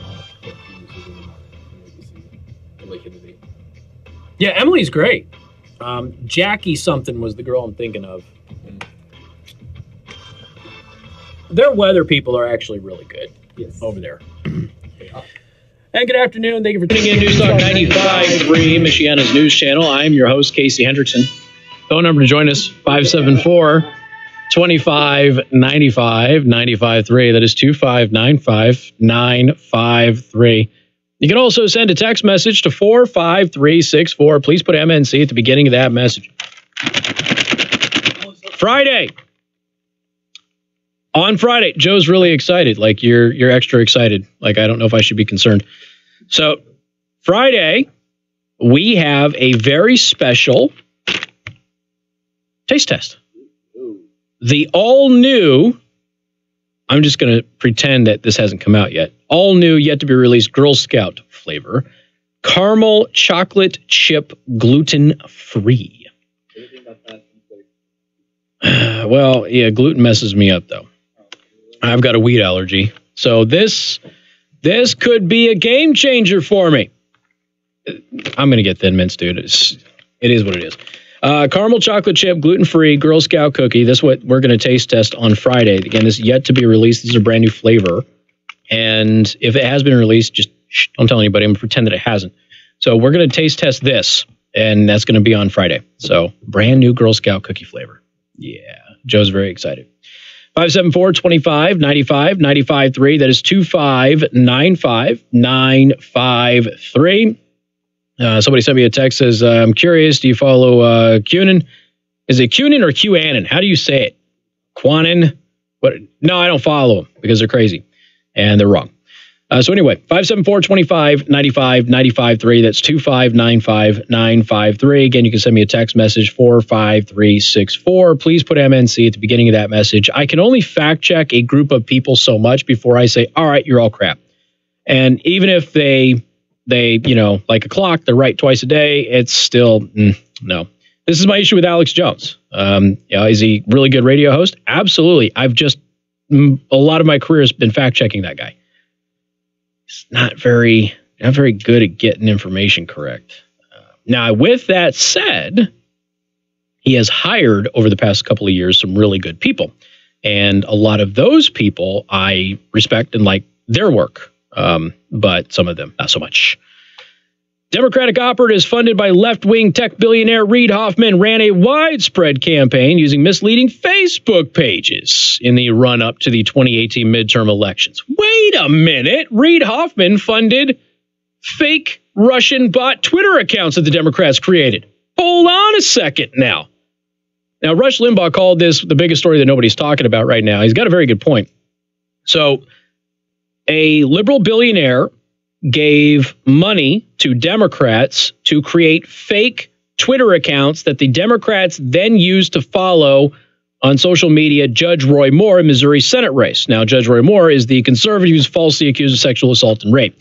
So Roy Moore had these fake Twitter accounts following him, and the Democrats pretended that these fake Twitter accounts that they created were Russian bot accounts. And the media, of course, covered for them. So all of the headlines were, look at all of these Russian bot accounts that are following Roy Moore and artificially inflating his social media presence, as if Judge Roy Moore gives a rip about how many people follow him on Twitter. So anyway, we ended up finding out that that was actually the Democrats who did that. When during the campaign, the media started asking him, said, why are all these Russian bot accounts following you? And he goes, it's got to be the Democrats. I don't have anything to do with Russian anything. And, of course, the media then blasted him as a kook conspiracy theorist who was blaming the Democrats for Russia, when, in fact, it was the Democrats who, in fact, had done it. So now we have Reid Hoffman, who's apologized for doing that. We now have Reid Hoffman out there, once again caught funding an effort to use misleading Facebook pages. Are you catching a trend here? Okay. Time out. El Paso. We're going to go back in time, and we are going to look at what happened at these Trump rallies where violence broke out, right? And so we had these Trump rallies where violence was breaking out, and then we learned pretty early on there were Bernie Sanders supporters that were doing the violence, right? Only we learned later on that it wasn't Bernie Sanders supporters doing the violence. They were Hillary supporters who were working for the Creamer Group.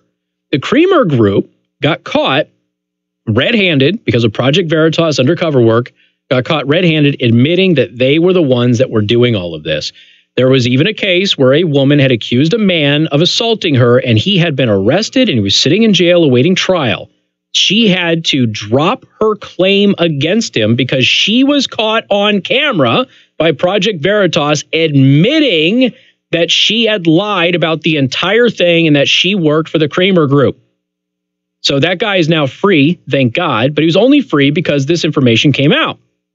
So the Kramer Group was organizing violence at Trump rallies and then blaming Bernie Sanders supporters and Trump supporters for doing it so it would hurt simultaneously Donald Trump and Bernie Sanders and help Hillary Clinton. That was all happening during the primaries. Project Veritas uncovered all of this. So we've got it all on video. So at that point, the DNC says, hey, we're gonna separate ourselves from the Kramer Group here and yada, yada, yada. So then we have Reid Hoffman funding the Democrats creating fake Russian bot Twitter accounts to discredit Republican candidates.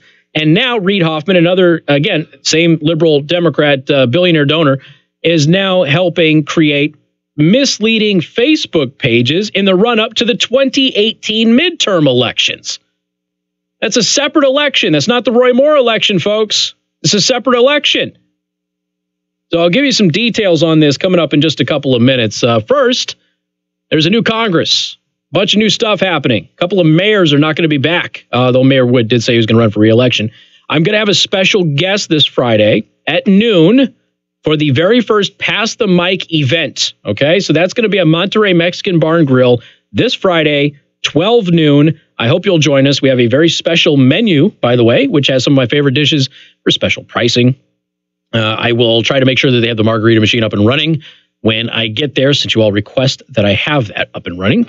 But again, it's going to be a lot of fun. You know, we're going to sit down, we're going to chat about some stuff. I'm going to hopefully play some audio, some video for you guys. And again, special guest, which will be very pertinent to local politics. Very interesting to see what comes out of the very first Pass the Mic this Friday at Monterey Mexican Bar and Grill. Again, 12 noon. We usually go till about 1:30. You don't have to stay for the entire time. I hope you do. And it is not kid-friendly because we're in the bar area, so I do apologize about that. People are always asking if they can bring their kids, and sorry, we don't have that space. Legally, they can't be in there. But if you're an adult, come on in. We'd love to have you. Again, the first Pass the Mic this Friday, noon, Monterey Mexican Bar and Grill in Mishawaka. All right, so I'll tell you a little bit more about what the misleading Facebook pages are in the 2018 midterm election, because Reid Hoffman, who just apologized for doing it in 2016, he just did it again in 2018. We'll talk about that coming up on News Talk 95.3, Michiana's news channel. KC Hendrickson, News Talk 95.3, Michiana's news channel. Okay, I'll pass it all on. Is the special guest running for mayor in South Bend? No. All right, I will pass it on to him. Good guess. No. 26 Wednesday, a wind chill near 0 at times. Caller says that this reminds him of Watergate and the Democrats acting holier than thou, that topic you were just talking about. Yeah, buddy. You just got to see the inside of my mouth. That is extra bonus content. You're welcome. You're welcome, America. I'm glad I can help you. Saturday 32, another chance of snow showers, may see some accumulation there. Sunday, partly cloudy with a high of 34. In the ABC 57 reporting neighborhood weather center, I'm Chief Meteorologist Tom. Social media is filled with bots. Yes. At what point in time that this came about? Like I said, you know, it was really funny because when you had the net neutrality debate happening and you had all of the people who were commenting on the FCC's public comment period, the media kept running with this, everybody who opposes net neutrality, they're all bots. The vast majority of those comments are bots. So the media was running these stories, while a higher percentage of those who supported net neutrality were bots. And the media wasn't doing that story. But it was like 80 to 85% of the comments for both sides total was like they were all bots. So, I think in the past 3 weeks, I've gotten message requests on Instagram from our friends sold their policy. I'm like, let's see here. Oh, this girl's in her underwear. Oh, she has no posts and no followers. Wow. I got a really good message the other day. They were very interested in my sperm, and they wanted me They said they'd give me top dollar for it. So pretty stoked about that. Got some extra cash coming. Qualified to sell your policy. Call Coventry Direct 1-800-510-2800. Or visit CoventryDirect.com. That's CoventryDirect.com. 1-800-510-2800. Coventry Direct. I can't make it on Friday. Casey, will it be taped? No! You get nothing. You can't come to Pass the Mic. You get nothing. Nothing at all. You see that crazy dude? Look at, he licked the doorbell for 3 hours. I want whatever he has.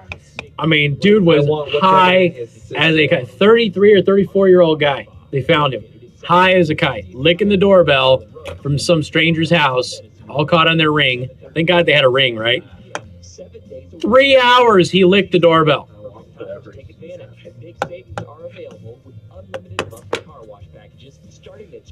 Paris restaurant for new diners. Yeah, closed. I know. I almost did a bit about it yesterday. Who would have thought that people don't want to eat dinner at a restaurant with naked people there? It's for the naked. Yeah, but you still have to see other naked people. You know, just the idea that their butts and everything else are exposed. And it was probably really popular until some unbathed individual went in there, and the people were like, okay, this is bad. Well, it's Paris, so no one shaves. Bad idea. Very hairy there in Paris. Yeah, that's true. Email them to questions It's all that estrogen. @show.com. It's measured twice, Saturday morning at 10 o'clock. News Talk 95.3 Michiana's News Channel. Breaking news and weather station. Gene Wilder reference, nice. Jackie Layer, thank you, Key, for it. I appreciate it. Jackie Layer is who I was thinking of.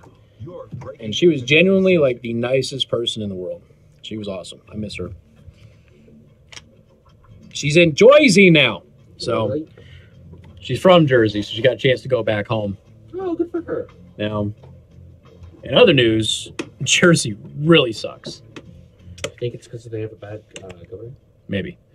Good afternoon. Thank you for tuning in. News Talk 95.3, Michiana's news channel. I am your host, Casey Hendrickson. Phone number 574-25-95-95.3. That is 2595-953. Just got a text message. Casey, for Pass the Mic, do you just show up?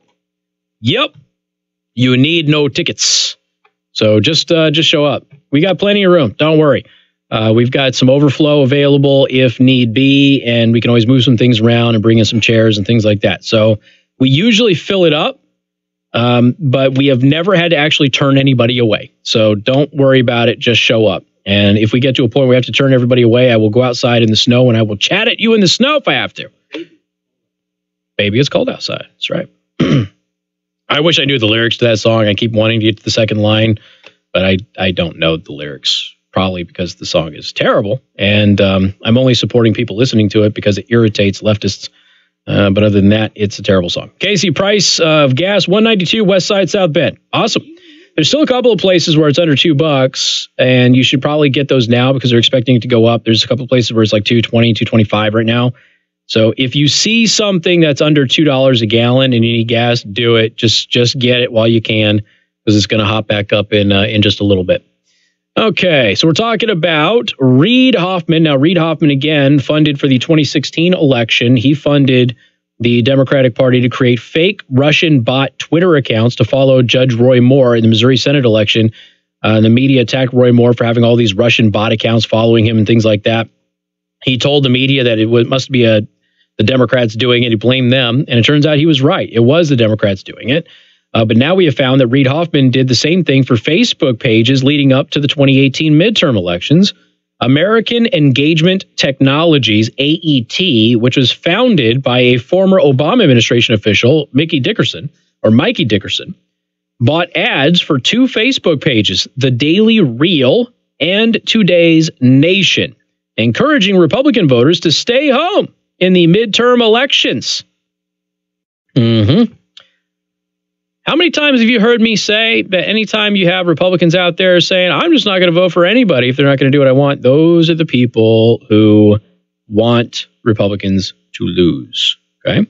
Now, nothing wrong with that if you don't like Republicans, but the idea that I'm going to let this god-awful, horrible person win in order to allow a phoenix to rise from the cracks of the earth and lava and everything else. The idea that that is something that's going to happen is just preposterous.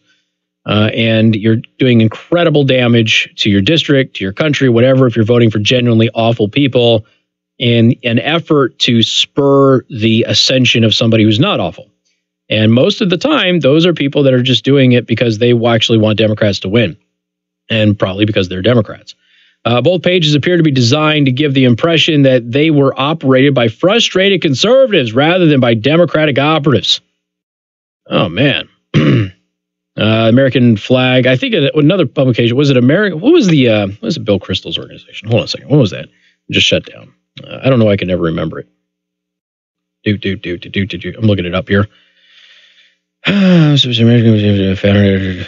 Weekly Standard. That's it. So the Weekly Standard was another one of these operations.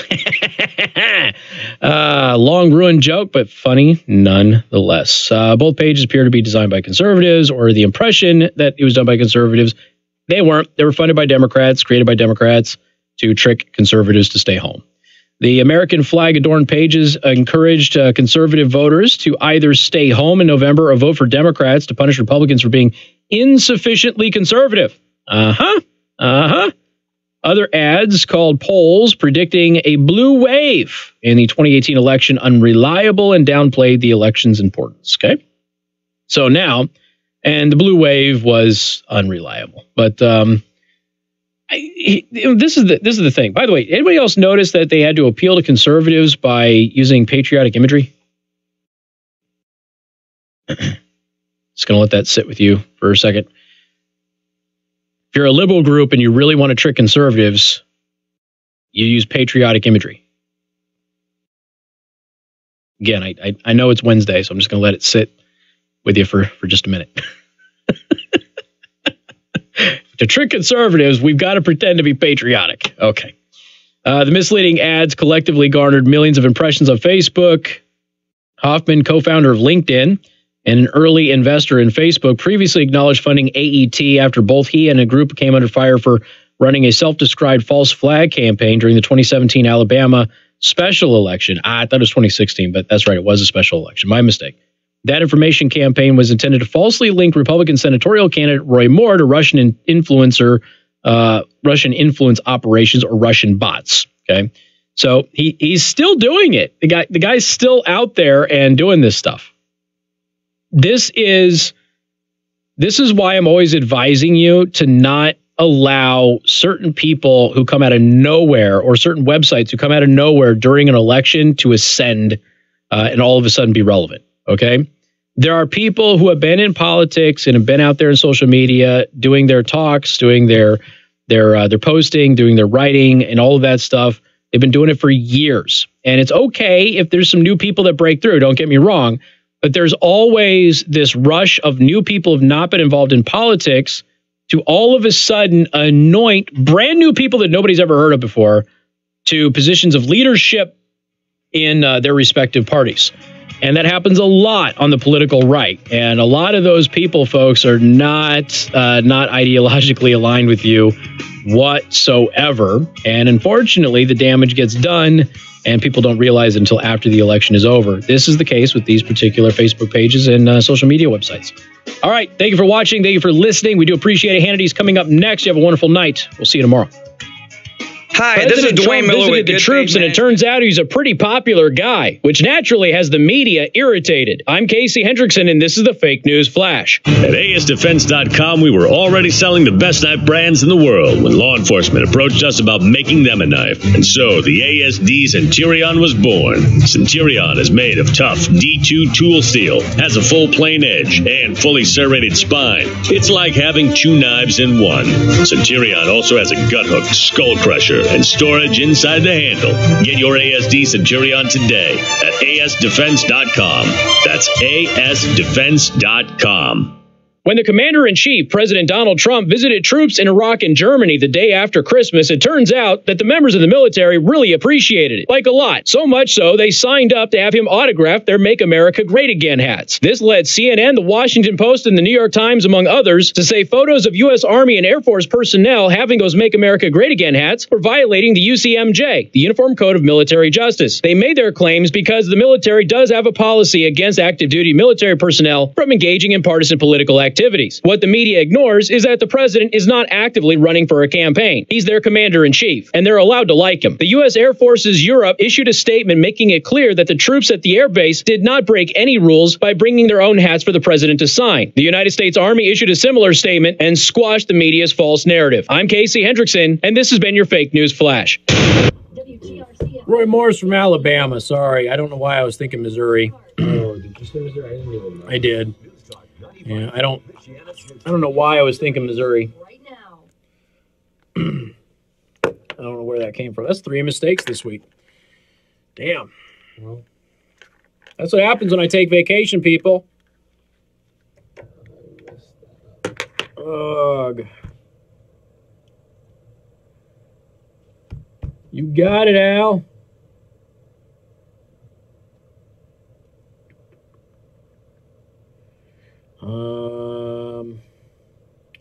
Thank you, Susie. Do appreciate it. All right, cool. All right, folks, I got to bounce out of here. Got things to take care of. People to do. All of that stuff. You have a wonderful night.